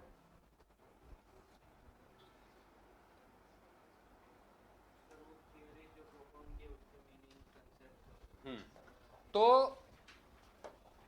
आपने ये जो लिखा था ना इतना, अब इसके नीचे लिखो टॉपिक 1। ये जो पूरा लिखा है इसके नीचे लिखो टॉपिक 1। अब एक लाइन में अगर मुझे टॉपिक 1 को डिफाइन करना है तो ये टॉपिक 1 किससे रिलेटेड है, सब्जेक्ट। तो टॉपिक 1 के बाजू में एक ही वर्ड लिखो, सब्जेक्ट। टॉपिक 2 और 3 के बाजू में लिखो मेथड्स, टॉपिक 2 एंड 3 उसके बाजू में लिखो मेथड्स। टॉपिक नंबर 4 क्या लिखोगे, थिंकर्स। टोटल कितने हैं, 600, 6, 7, 8 कितने हैं, 6। हम सिलेबस में जब पूरा पढ़ेंगे तो अप्रोक्सीमेटली 200 थिंकर्स पढ़ेंगे, लेकिन वो बाकी के जो थिंकर्स है बहुत शॉर्ट में पढ़ेंगे, इनको हमको पूरा एलेबरेट तरीके से पढ़ना है। ऐसा क्यों, मैं बताता हूं। कोई भी सोसाइटी होती है ना, सोसाइटी में क्या होता है, जितने भी लोग होते हैं ना उनको ग्रुप्स में डिवाइड कर दिया जाता है। जैसे फ्रांस की सोसाइटी तो एस्टेट सिस्टम था, इंडिया में क्या है, कास्ट सिस्टम है, तो टायर 1 टायर 2 ऐसे।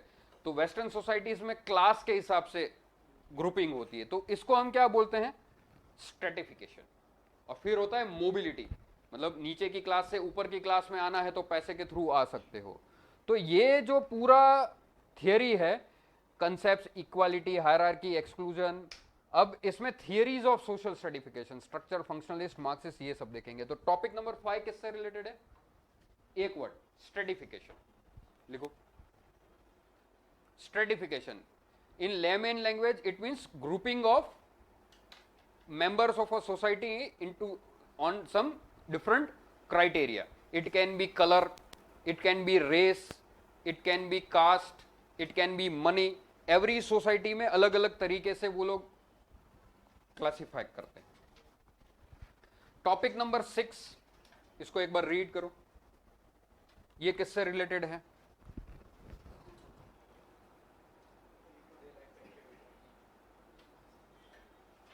एक वर्ड में,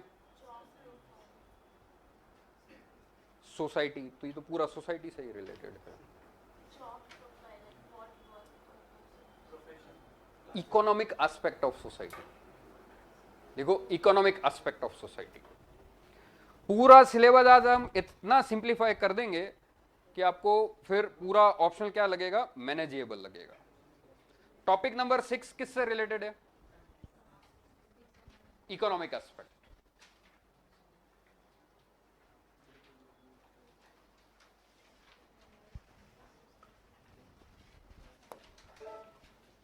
टॉपिक नंबर 7 को पढ़ो एक बार।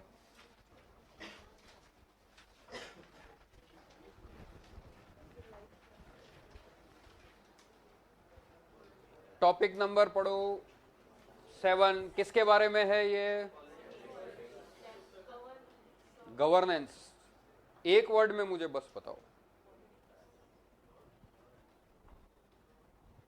Political aspect of society, politics या पॉलिटी या पॉलिटिकल एस्पेक्ट्स ऑफ सोसाइटी। कौन सा नंबर है ये? 7।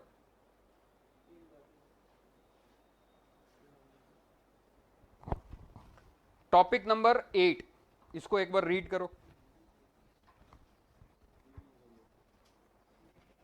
ये जो लोग बीजेपी को वोट देते हैं ना, उनको मजा आएगा पढ़ने में,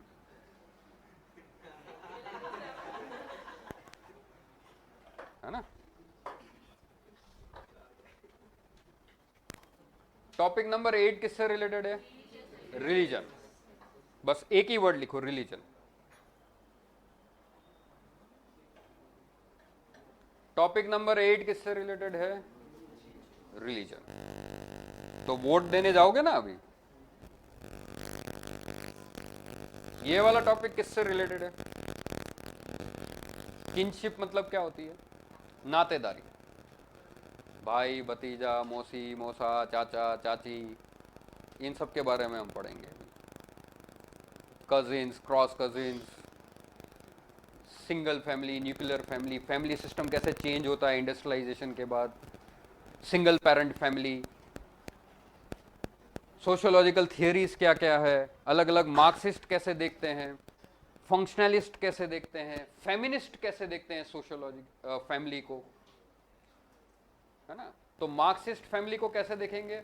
it's an institution to create a working class so that capitalist can exploit them. नई जनरेशन आनी चाहिए ना, ताकि वो काम करेगी और वो एक्सप्लॉइट करेंगे। फेमिनिस्ट कैसे परसीव करेंगे फैमिली को? It's an instrument of exploitation of woman, क्योंकि फैमिली में वुमन काम करती है, उनको पैसा तो मिलता नहीं है। It's an unpaid wage labour. तो इसमें हम अलग अलग सी थियरीज देखेंगे। तो इसमें हेडिंग लिखो family and kinship. Family and kinship. कुछ थियरिस्ट हैं, वो मैरिज को कैसे परसीव करते हैं कि marriage is an man personality stabilisation. Marriage से क्या होता है? मैन पर्सनालिटी स्टेबिलाईजेशन होता है। कैसे होता है कि मैरिज के बाद मेल को सेक्सुअल ग्रेटिफिकेशन मिल जाता है, उसकी सारी बेसिक नीड्स फुलफिल हो जाती है, और शादी के बाद वो कैरियर में ग्रो करता है। और वुमन के साथ रिवर्स होता है, क्योंकि मैरिज के बाद she is into reproduction also, तो उनको 1-2 साल की डिसेबिलिटी आ जाती है, तो she has to take from the work place. तो अलग अलग थियरिस्ट फैमिली मैरिज को कैसे देखते हैं, ये सारी थियरीज हम डिटेल में इसमें देखेंगे। 10th, नातेदारी। All the relations by blood और मैरिज। अगर आप घर पे जाके लिस्ट बनाओगे, who all are related you by blood और marriage, how I am related with you, contract, हमारे बीच economic, if you are doing to business, but your brothers you are related by blood. जब any individual will get married, तो दूसरे कई सारे रिश्तेदार होते हैं ना उसकी वाइफ के, जैसे इन लॉज, तो ये सब कैसे हो जाएंगे? बाय ब्लड और बाय मैरिज से जो भी आपके रिश्तेदार बनते हैं, this whole group will constitute kin group या किनशिप। ये हम आगे पूरा डिटेल में देखेंगे। इसमें मोनोगैमी, पॉलीगैमी, पॉलीएंड्री, सारे अलग अलग टाइप्स ऑफ मैरिज सिस्टम होते हैं। मेघालय में एक ट्राइब है, खासी या कोई एक ट्राइब है, वो मैट्रिलिनियल सोसाइटी होती है। हमारी सोसाइटी कैसी है? पैट्रिलिनियल सोसाइटी है। मतलब यहाँ पे प्रॉपर्टी ट्रांसमिशन फादर टू सन होता है, वहां पे मदर टू डॉटर होता है।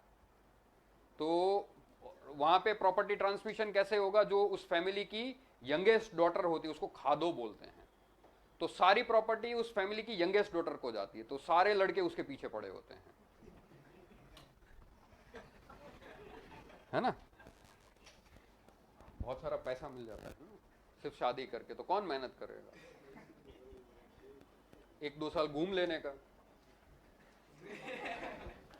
फिर टॉपिक नंबर 10, ये किससे रिलेटेड है? Change, social change. हेडिंग लिखो social change.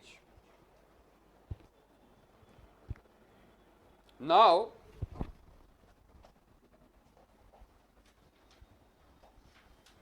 you will see that paper 1 we have divided into 3 parts, 1 2 3. अब ये जो सारे एस्पेक्ट्स हैं सोसाइटी में, स्ट्रेटिफिकेशन, पॉलिटिक्स, रिलीजन, तो इसमें टॉपिक नंबर 4 में ये जो 6 थिंकर्स हैं, तो जैसे मार्क्स है, तो मार्क्स के हिसाब से ये सारी चीजें हमको देखनी है. तो मार्क्स के हिसाब से सोसाइटी में स्ट्रेटिफिकेशन कैसे होगा? According two marks society is classified on the basis of class. what does he mean to class? Those who are owners will constitute the bourgeois class, and those who are not the owners and who are workers, they will constitute the proletariat class. तो haves not, dominant, non dominant. तो stratification उनके हिसाब से, Marxist ideology के हिसाब से कैसे होगा. फिर 6 टॉपिक किससे रिलेटेड है? इकोनॉमी. तो मार्क्स के हिसाब से जो इकोनॉमी होता है वो बेस होता है, पूरा सोसाइटी का एस्पेक्ट्स उसका क्या हो जाएगा? सुपर स्ट्रक्चर हो जाएगा. तो इकोनॉमी के हिसाब से रिलीजन डेवलप होता है, इकोनॉमी के हिसाब से फैमिली डेवलप होगा, सारा उसके हिसाब से डेवलप होगा. 7 टॉपिक कौन सा है? तो मार्क्स के हिसाब से what is state? State is an arm of a ruling class to exploit the poor people. तो पुलिस क्या है? Police is protecting the capitalist. तो देखना कहीं भी ट्राइबल्स के यहाँ पे कभी भी कोई भी प्रोजेक्ट आता है तो ट्राइबल्स का डिस्प्लेसमेंट हो जाता है. तो ट्राइबल्स जब फाइट करते हैं तो ट्राइबल्स के सामने कौन फाइट करता है? पुलिस. पुलिस किसका इंटरेस्ट रिप्रेजेंट कर रही है? कैपिटलिस्ट. फिर 8वां क्या है? मार्क्स के हिसाब से रिलीजन क्या है? It's N opium of masses. Opium मतलब समझते हो? एक बार खा लिया तो बस. क्या होता है ओपियम लेने के बाद? For short time you will forget all your miseries. तो कैपिटलिस्ट सिस्टम में क्या होता है? वर्कर्स का जो एक्सप्लॉइटेशन होता है तो उनको टेम्पररी रिलीफ कौन देता है? Religion, like opium. तो उस थियरिस्ट के हिसाब से सारा रिलीजन के बारे में आप पढ़ोगे. फिर टॉपिक 9 क्या है? Kinship, family. तो मार्क्स के हिसाब से फैमिली क्या है? वर्किंग क्लास बार बार रीजनरेट होती रहे, तो उस हिसाब से पूरा फैमिली सिस्टम होता है. तो जो पहले जॉइंट फैमिली था वो ब्रेक होकर न्यूक्लियर फैमिली में कन्वर्ट हो गया, क्योंकि क्या है कि कैपिटलिस्ट सिस्टम में क्या चाहिए? आपको वेज लेबर चाहिए. तो फैमिली शुड बी मोबाइल, तो इसलिए क्या हुआ? जॉइंट फैमिली टूट के न्यूक्लियर फैमिली में कन्वर्ट हो गई. फिर क्या है? Change, social change. मार्क्स के हिसाब से पहले सोसाइटी क्या थी? Primitive communism. यहाँ से एंशिएंट सोसाइटी बनती है, यहाँ से फ्यूडल सोसाइटी बनती है, फिर इंडस्ट्रियल सोसाइटी आती है, और फाइनली कम्युनिस्ट सोसाइटी बनेगी. तो this is how marks perceives the change accordingly. तो फाइनली जब इंडस्ट्रियल सोसाइटी को ओवरथ्रो करके कैपिटलिस्ट सोसाइटी बनेगी, तो कैपिटलिस्ट सोसाइटी में कैसा होगा? It will be a classless society, it will be a stateless society. इस सोसाइटी में कोई भी एक्सप्लॉइटेशन नहीं होगा. इस सोसाइटी में प्राइवेटाइजेशन एबॉलिश कर, प्राइवेट प्रॉपर्टी एबॉलिश कर दी जाएगी. तो ये मार्क्स से प्रभावित होकर सबसे पहले वर्ल्ड में रशिया में रिवॉल्यूशन आया था, बोल्शेविक रिवॉल्यूशन. तो मार्क्स के हिसाब से उन्होंने पूरी सोसाइटी को रीऑर्गेनाइज करने का कोशिश किया था. फिर रशिया के बाद चाइना में आया, ईस्टर्न यूरोप में काफी सारी कम्युनिस्ट गवर्नमेंट आई थी. तो सोशल चेंज कैसे होता है? तो ये जितने भी 6 थिंकर्स हैं इन सबका एप्लीकेशन इसमें आता है. फिर जो माइनर थिंकर्स हैं वो इनको हर चीज में क्रिटिसाइज करेंगे. अब समझ में आया पूरा पेपर 1? तो इस पेपर का कोर क्या है? कौन सा टॉपिक है? Topic number 4. तो पहले ये थिंकर्स हैं और ये थिंकर्स का सारा एप्लीकेशन आता है. तो जो हमारे सोशियोलॉजी के क्लासेस रहेंगे उसमें अप्रोक्सीमेटली हम 100 to 120 लेक्चर्स रखेंगे. पेपर 1 में अप्रोक्सीमेटली 80 लेक्चर्स रहेंगे, पेपर 2 में 40 लेक्चर्स रहेंगे. और इस 80 लेक्चर्स में से भी मैक्सिमम टाइम हम किसको डिवोट करेंगे? मार्क्स को नहीं, थिंकर्स को. क्योंकि अगर आपने ये पढ़ लिया फिर तो इसमें तो क्या है? सीधा एप्लीकेशन है. लेकिन ये नहीं समझोगे तो पीछे का कुछ भी पोर्शन समझ में नहीं आएगा. फिर ये जो थियरीज थे ये कैसी मेथड से ये थियरीज डिवाइस करते थे, ये किस में आ जाएगा? मेथड्स में आ जाएगा. और इनकी थियरीज को क्रिटिसाइज करेंगे. वो हो गया पॉजिटिविज्म और एंटी पॉजिटिविज्म. देखो कितना इजी है ना? बस 50% मार्क्स लाने हैं और ये तो आराम से हो जाएगा.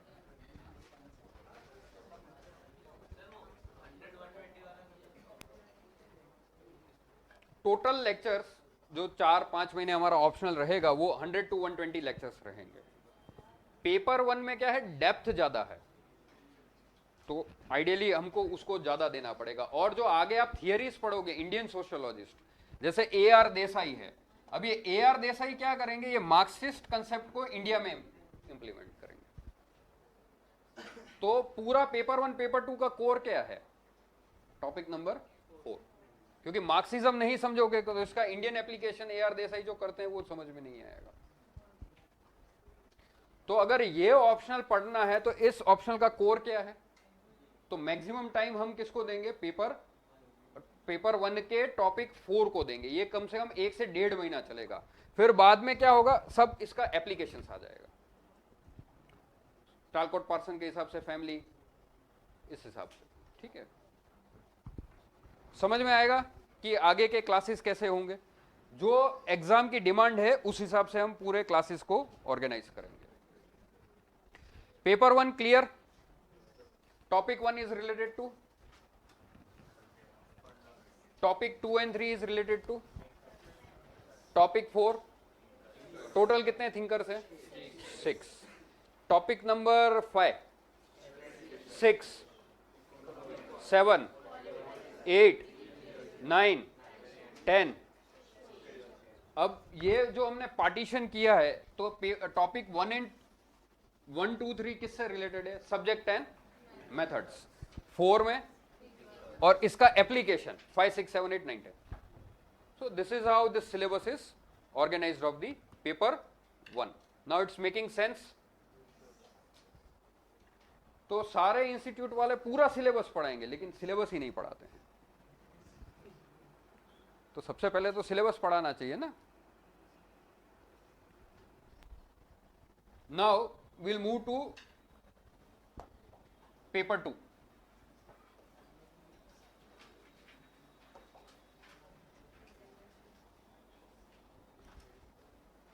पेपर 2 का टाइटल क्या है, किस कंटेक्स्ट में है, वेस्टर्न वर्ल्ड या इंडियन कंटेक्स्ट में। तो जब आप आंसर में एग्जाम्पल भी लिखोगे तो इंडिया के करंट अफेयर्स के सारे एग्जाम्पल आप पेपर 2 में ज्यादा लिखोगे पेपर 1 में, और वर्ल्ड और करंट अफेयर्स जब इंटरनेशनल रिलेशन के एग्जाम्पल लिखोगे तो वो कहां लिखोगे, पेपर 1 में। अब समझ में आ रहा है सिलेबस समझने का फायदा। पेपर 1 हमने 3 पार्ट में डिवाइड किया है, सिलेबस ने नहीं डिवाइड किया, लेकिन paper 2 syllabus itself is divided into 3 parts. Okay, part A paper 2 क्या है, introduction to Indian society. Part B social structure, India का या वर्ल्ड का। Part C social change. तो यहां पे लिखो, it is paper 2 is divided into 3 parts, bracket में लिखो by UPSC itself. Paper 2 is divided into 3 parts and this division is done by UPSC itself. A, B, C.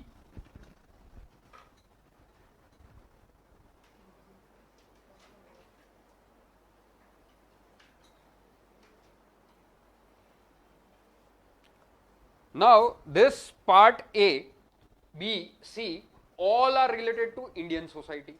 लिखते जाओ, all this portion, in fact whole paper 2 is related to Indian society. All 3 parts are related to India, or all the content in paper 2 or all the 3 parts will be in context of India.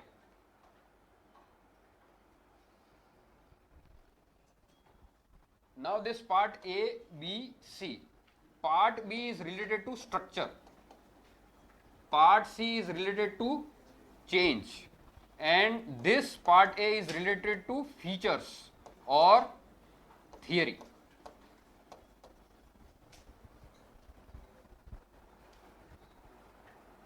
Theory.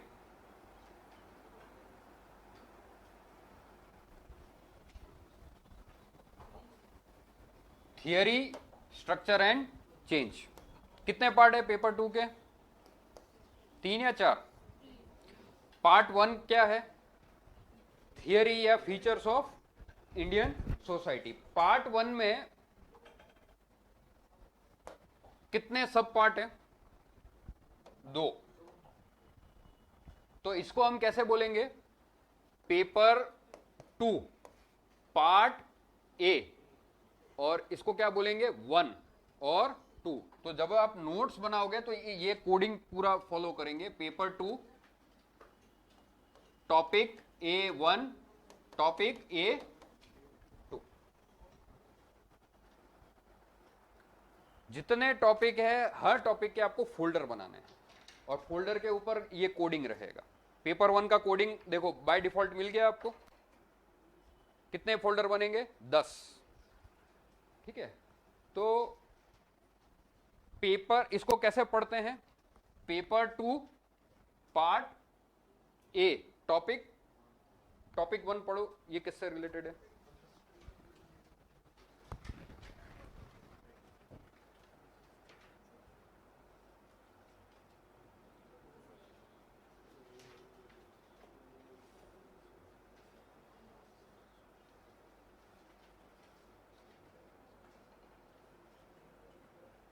कितने thinkers हैं? इसका related part paper 1 में कौन सा है? 4, part 4। इधर कितने thinkers हैं? कौन कौन से हैं? गुरे, M.N. श्रीनिवास और A.R. देसाई। तो ये इंडियन थिंकर्स से रिलेटेड है। किससे रिलेटेड है ये? इंडियन थिंकर्स से रिलेटेड। अब यहां पे ऐसे लिखते जाओ इसको। यहां पे लिखो A1 किससे रिलेटेड है? थिंकर्स फ्रॉम इंडिया और इंडियन थिंकर्स A1।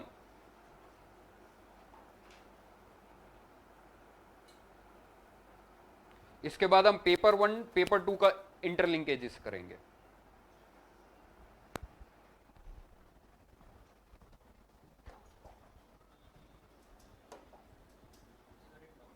हाँ, feel free to speak anything और आस्क योर डाउट। तो ऐसा मैंने देखा है कि कुछ सोशियोलॉजी में जो भी टॉपर्स होते हैं उनका फर्स्ट पेपर में अच्छा रिजल्ट आता है, सेकंड पेपर में थोड़ा कम आता है। Yes, you are very correct. Sir ऐसा क्यों? इसके ऊपर कंटेंट अवेलेबल नहीं है।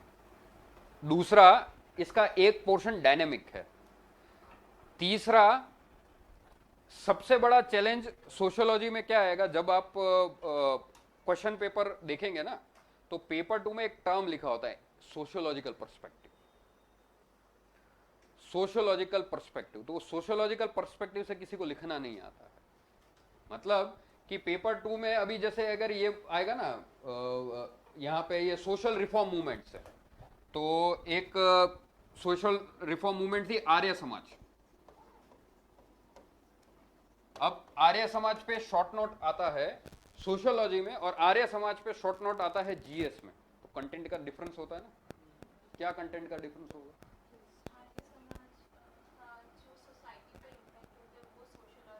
वो जीएस में आ जाता है। इसको सोशियोलॉजिकल इसमें थियरिस्ट यूज करना है। तो मतलब आप पहले पेपर 1 के थियरिस्ट यूज करोगे। सोशल मूवमेंट्स, अब सोशल मूवमेंट्स कितनी टाइप की होती है? ये कौन सी टाइप की है? तो पहले आप क्या लिखोगे? According to this theorist Arya Samaj is this type of movement. बच्चे क्या करते हैं सोशियोलॉजी में? अरे हमको तो सब आता है, हम सब कुछ लिख के हैं, लेकिन मार्क्स ही नहीं मिलते हैं। ये हम आगे पूरा डिटेल में करेंगे। पूरा हम इसमें आंसर राइटिंग भी करेंगे और exactly you are, it's very good that you ask question. अब इसमें है ना प्रॉब्लम पेपर 2 में यही होती है, बच्चे ना जीएस का लिख के आ जाते हैं, लेकिन आपको किस पर्सपेक्टिव से लिखना है? सोशियोलॉजिकल पर्सपेक्टिव से। बस सोशियोलॉजिकल पर्सपेक्टिव से लिख जाओ, आप आईएएस बन जाओगे। बहुत इजी है, इतना डिफिकल्ट नहीं है।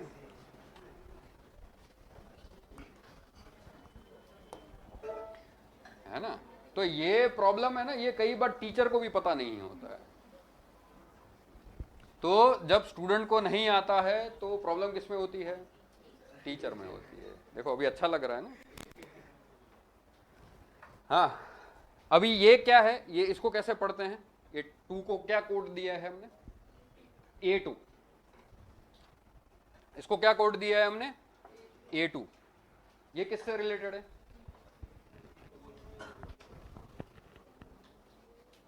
ये किससे रिलेटेड है? हाँ, उनके दरमियान social background of Indian national movement, modernization of Indian tradition, protest movement, colonial period, social reform. तो यहां पे लिखो कॉलोनियल रूल A2। जब ब्रिटिश रूल था तो इंडिया का पूरा सोशल समाज कैसा था, ये हम पूरा सोशियोलॉजिकल पर्सपेक्टिव से पढ़ेंगे।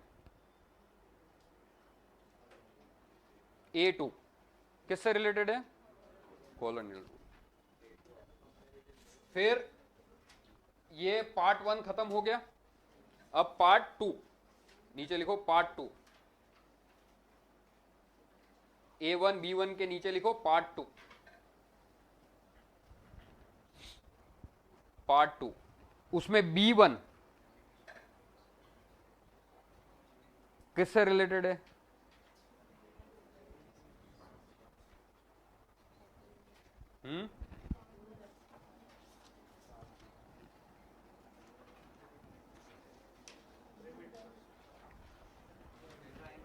बी का टाइटल क्या है? Part B is related to structure, पहले ऐसे लिखो स्ट्रक्चर। पार्ट बी किससे रिलेटेड है? B1 नहीं, पार्ट बी। स्ट्रक्चर किसका? Of Indian society. Part B बातें नहीं, पार्ट बी इज रिलेटेड, किससे रिलेटेड है? स्ट्रक्चर किसका? Of Indian society. ये जो अभी बता रहा हूं ना, ये कोई बुक में नहीं है, अभी लिख लो इसको। उसमें से B1 किससे रिलेटेड है? अर्बन स्ट्रक्चर या रूरल स्ट्रक्चर? लिखो रूरल और agrarian structure.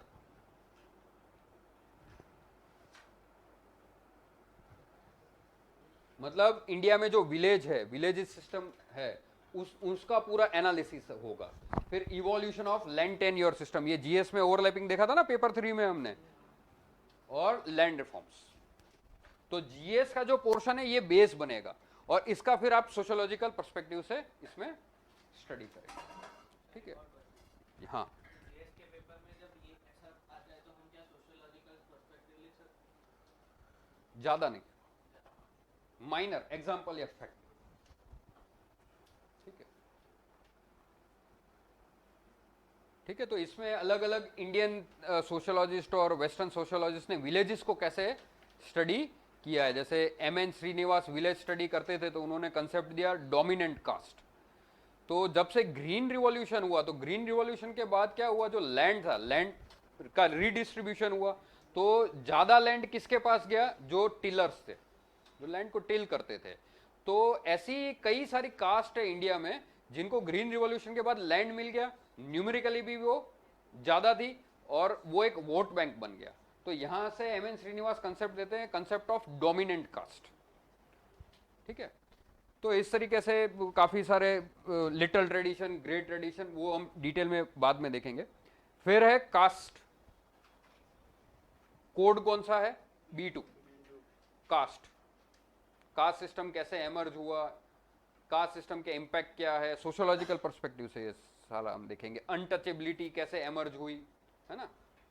Notion of purity और इम्प्यूरिटी था, सेक्रेट प्रोफेन होता है, तो उससे फिर ये एमर्ज होता है। B3 tribes.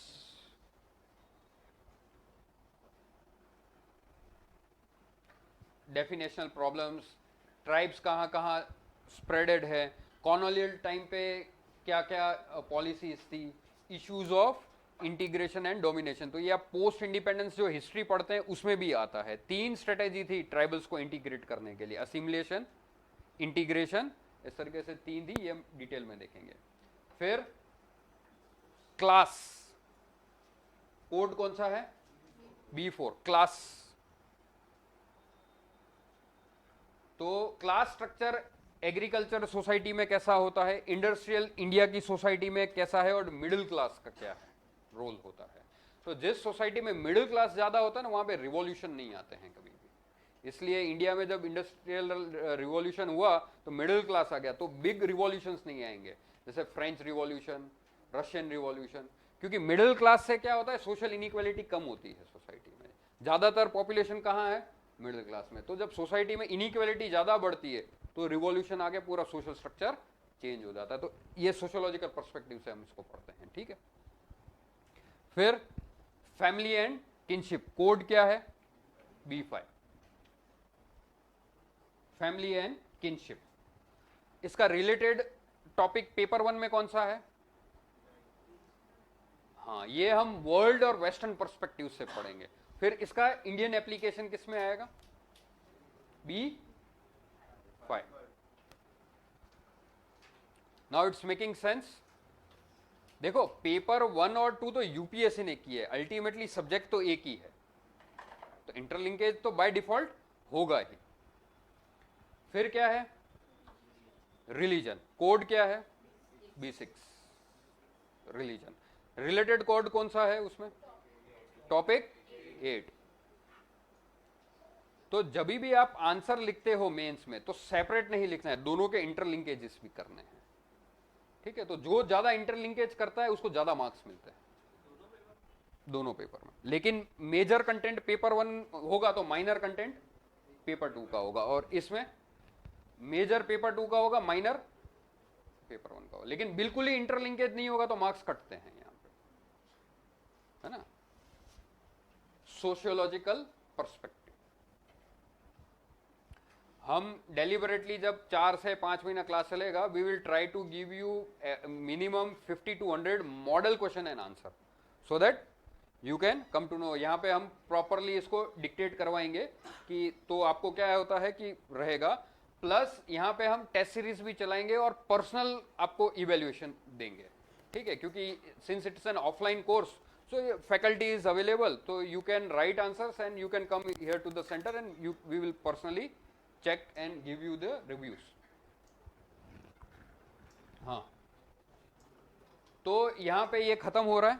पार्ट कौन सा है? सेकंड। थर्ड पार्ट लिखो, पार्ट C।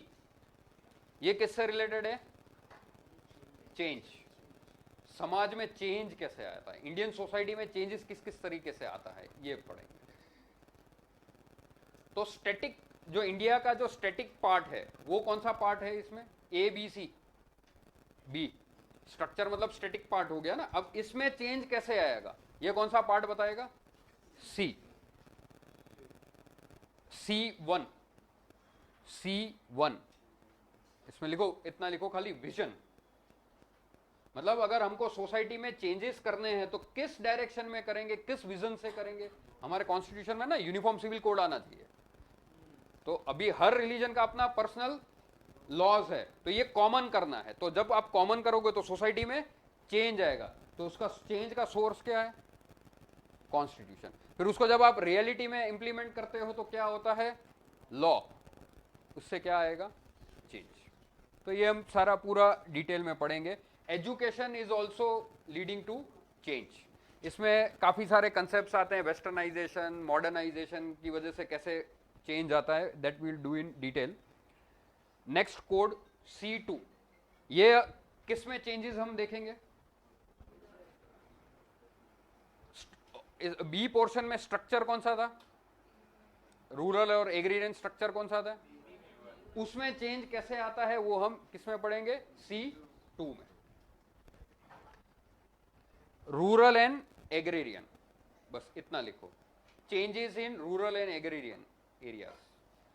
मतलब विलेज लेवल पे या एग्रीकल्चर लेवल पे या रूरल में कैसे कैसे चेंज आएगा। सबसे बड़ा चेंज हमने क्या देखा था? लैंड रिफॉर्म्स, ग्रीन रिवॉल्यूशन, जिसकी वजह से डोमिनेंट कास्ट आ गई।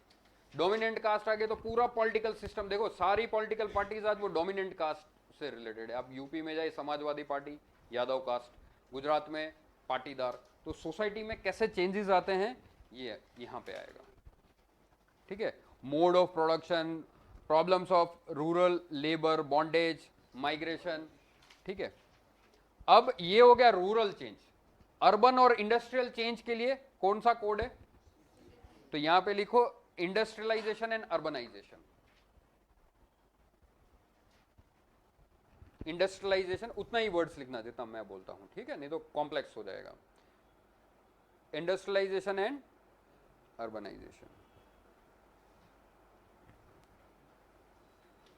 तो इस एरिया में जैसे इंडिया में इंडस्ट्रियल सिस्टम कैसे चालू हुआ, उसका इवोल्यूशन कैसे हुआ, तो जब भी इंडस्ट्रीज होती है तो रूरल एरिया किस में कन्वर्ट हो जाते हैं, अर्बन एरिया। तो अर्बन सेटलमेंट्स कैसे हुआ, अर्बन सेटलमेंट हो गए तो नई क्लासेस एमर्ज होती है, वो होती है working class.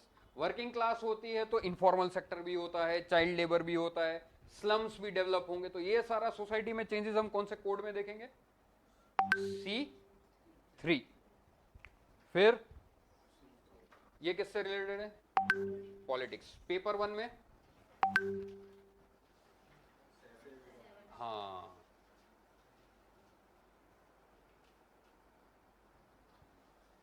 India as a nation, Indian democracy, वहां पे हम क्या देखा था, general citizenship, political parties in India, वहां पे क्या हम देखेंगे, जनरल। यहां political parties in India, pressure group in India, regionalism in India, decentralization 73rd 74th amendment in India, secularization in India.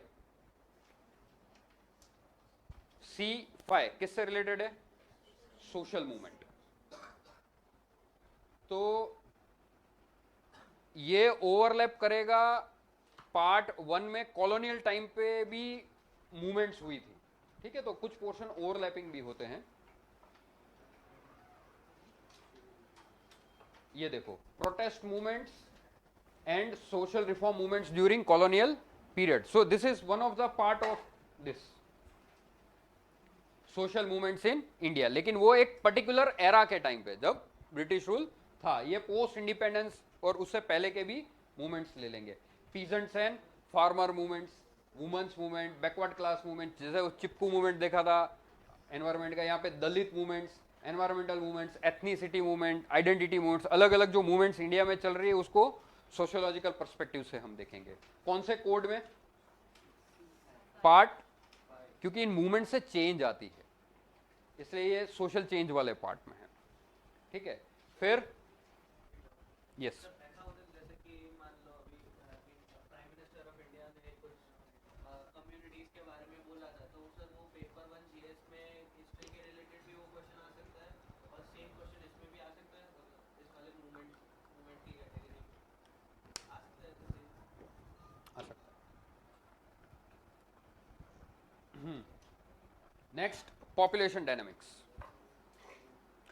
अभी इसमें अभी रिसेंट सेंसस आने वाला है 2021 का, ठीक है। तो क्लासेस में अगर आपको तभी तक तो अभी आया नहीं है, तो 2011 का सेंसस चलेगा।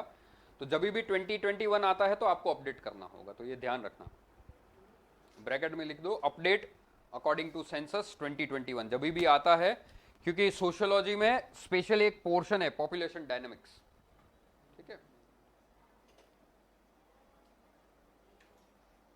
And it will be very interesting to study.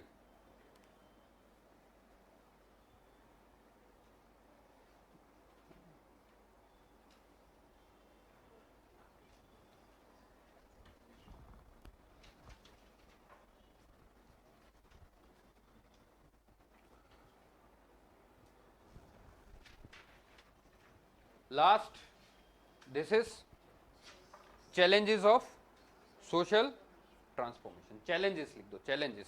जब भी कोई भी सोशल चेंज आता है तो क्या क्या चैलेंजेस आते हैं, कास्ट कॉन्फ्लिक्ट होता है सोसाइटी में। जब भी इक्वालिटी लाने की कोशिश करेंगे तो क्या होगा, कास्ट कॉन्फ्लिक्ट होता है। जैसे बिहार में आपने देखा होगा रणबीर सेना बनी थी, ठीक है ना। तो वहाँ पे जो अपर लैंडलॉर्ड्स थे वो अपनी प्रॉपर्टी को डेवलप मतलब प्रोटेक्ट करने के लिए अपनी प्राइवेट आर्मी बनाई थी, क्योंकि वहाँ की जो लोअर कास्ट थे दे टुक दी कम्युनिस्ट साइड, तो वो CPI CPM, तो इसकी वजह से कास्ट कॉन्फ्लिक्ट हो जाती है। वायलेंस अगेंस्ट वुमन, जैसे जैसे इंडस्ट्रियलाइजेशन बढ़ रहा है, women's are asserting their rights at work place and at home, so this is leading to rise of violence against women, poverty, deprivation, inequalities, crisis of development, displacement, ethnic illiteracy, all these things. So we will discontinue the lecture here, it's because of 2 hours हो गया। Next lecture में हम paper 1 paper 2 को link करेंगे, previous years के जो question paper आए हैं उसका एनालिसिस करेंगे, प्लस ये सारों के लिए हम क्या क्या स्टडी और क्या क्या रिसोर्सेज होगा ये सब देखेंगे, ठीक है। और कुछ भी ऑप्शनल रिलेटेड डाउट रहता है तो मुझे बताना, और जो भी आपको हार्ड कॉपी में डॉक्यूमेंट्स दिए है उसको अच्छे से रीड करना है। Syllabus is now somewhat meaningful after writing this, है ना। तो जीएस में या कोई भी ऑप्शन लेते हो तो सबसे पहले किसको पढ़ते हैं? पढ़ने से पहले सिलेबस को। ठीक है, thank you, have a nice day. Yes online students, Hiral, yes you can write the thinkers.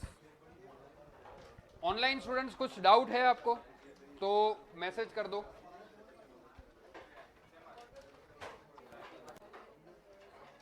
Online students, okay. हाँ तो आप एक काम करो, यहाँ से मैनेजमेंट को कॉल कर दो Jugal, and we can have conversation on phone. Okay, so was today session useful? Online students, was it meaningful? Okay, very good, thank you Bhavik. Public administration है Richa. If you want to take any optional related to polity, it is public administration, and you can take it because since last 2-3 years it is showing good signs of emergence. Unlike post 2011 and 12, it was specifically targeted. Now there is no such issue with public administration. So of course if you are comfortable with it, और public administration में paper 2 है वो पूरा का पूरा Indian administration पे ही आ जाता है। Union government, state government, administrative reforms आ जाता है, कौटिल्य आ जाएगा, है ना। So you can go for that. Richa, law के लिए क्या है कि it's a very specialise subject, means either if you have a graduation और mentor you can go for law on your own. If you have very good grasping power, then you can take it, okay. Otherwise it's very difficult, and if you have some coaching, then of course you can go for law. Or if you want to develop as a career in law simultaneously, then you can go for law. कई बार क्या होता है कि UPSC में clear न करने की वजह से ऑल्टरनेटिव कैरियर क्या होगा, तो if you want to keep as a backup रखना चाहते हैं लॉ को, और आगे आप जुडिशरी की भी एग्जाम दे सकते हैं, लोअर जुडिशरी की एग्जाम दे सकते हैं, डायरेक्ट डिस्ट्रिक्ट जज की भी एग्जाम दे सकते हैं, हायर जुडिशरी जिसमें मिनिमम एज 35 है और मैक्सिमम एज 45 है। तो लॉ एज एन ऑप्शनल आप यूपीएससी में दूसरा जुडिशरी का भी एग्जाम दे सकते हैं, then you can go for that, it's a very good career. अगर आप लॉ में कैरियर बनाना चाहते हो और इस पर्सपेक्टिव से यूपीएससी में ऑप्शनल लेना चाहते हो, then I would suggest you are doing the right thing. Rushabh, yes, PSIR is also a very good optional. Content is also widely available. Only thing you have to take into consideration is that paper 2 is very dynamic. Syllabus is vast. But if you have interest, you can go for it. Absolutely no problem in taking political science. Yes, any more doubts, online students?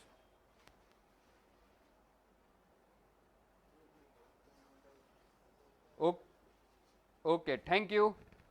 Yes, आओ, हाँ office में आओ, आओ office में आओ, वहाँ बैठ के बात करते हैं। आओ।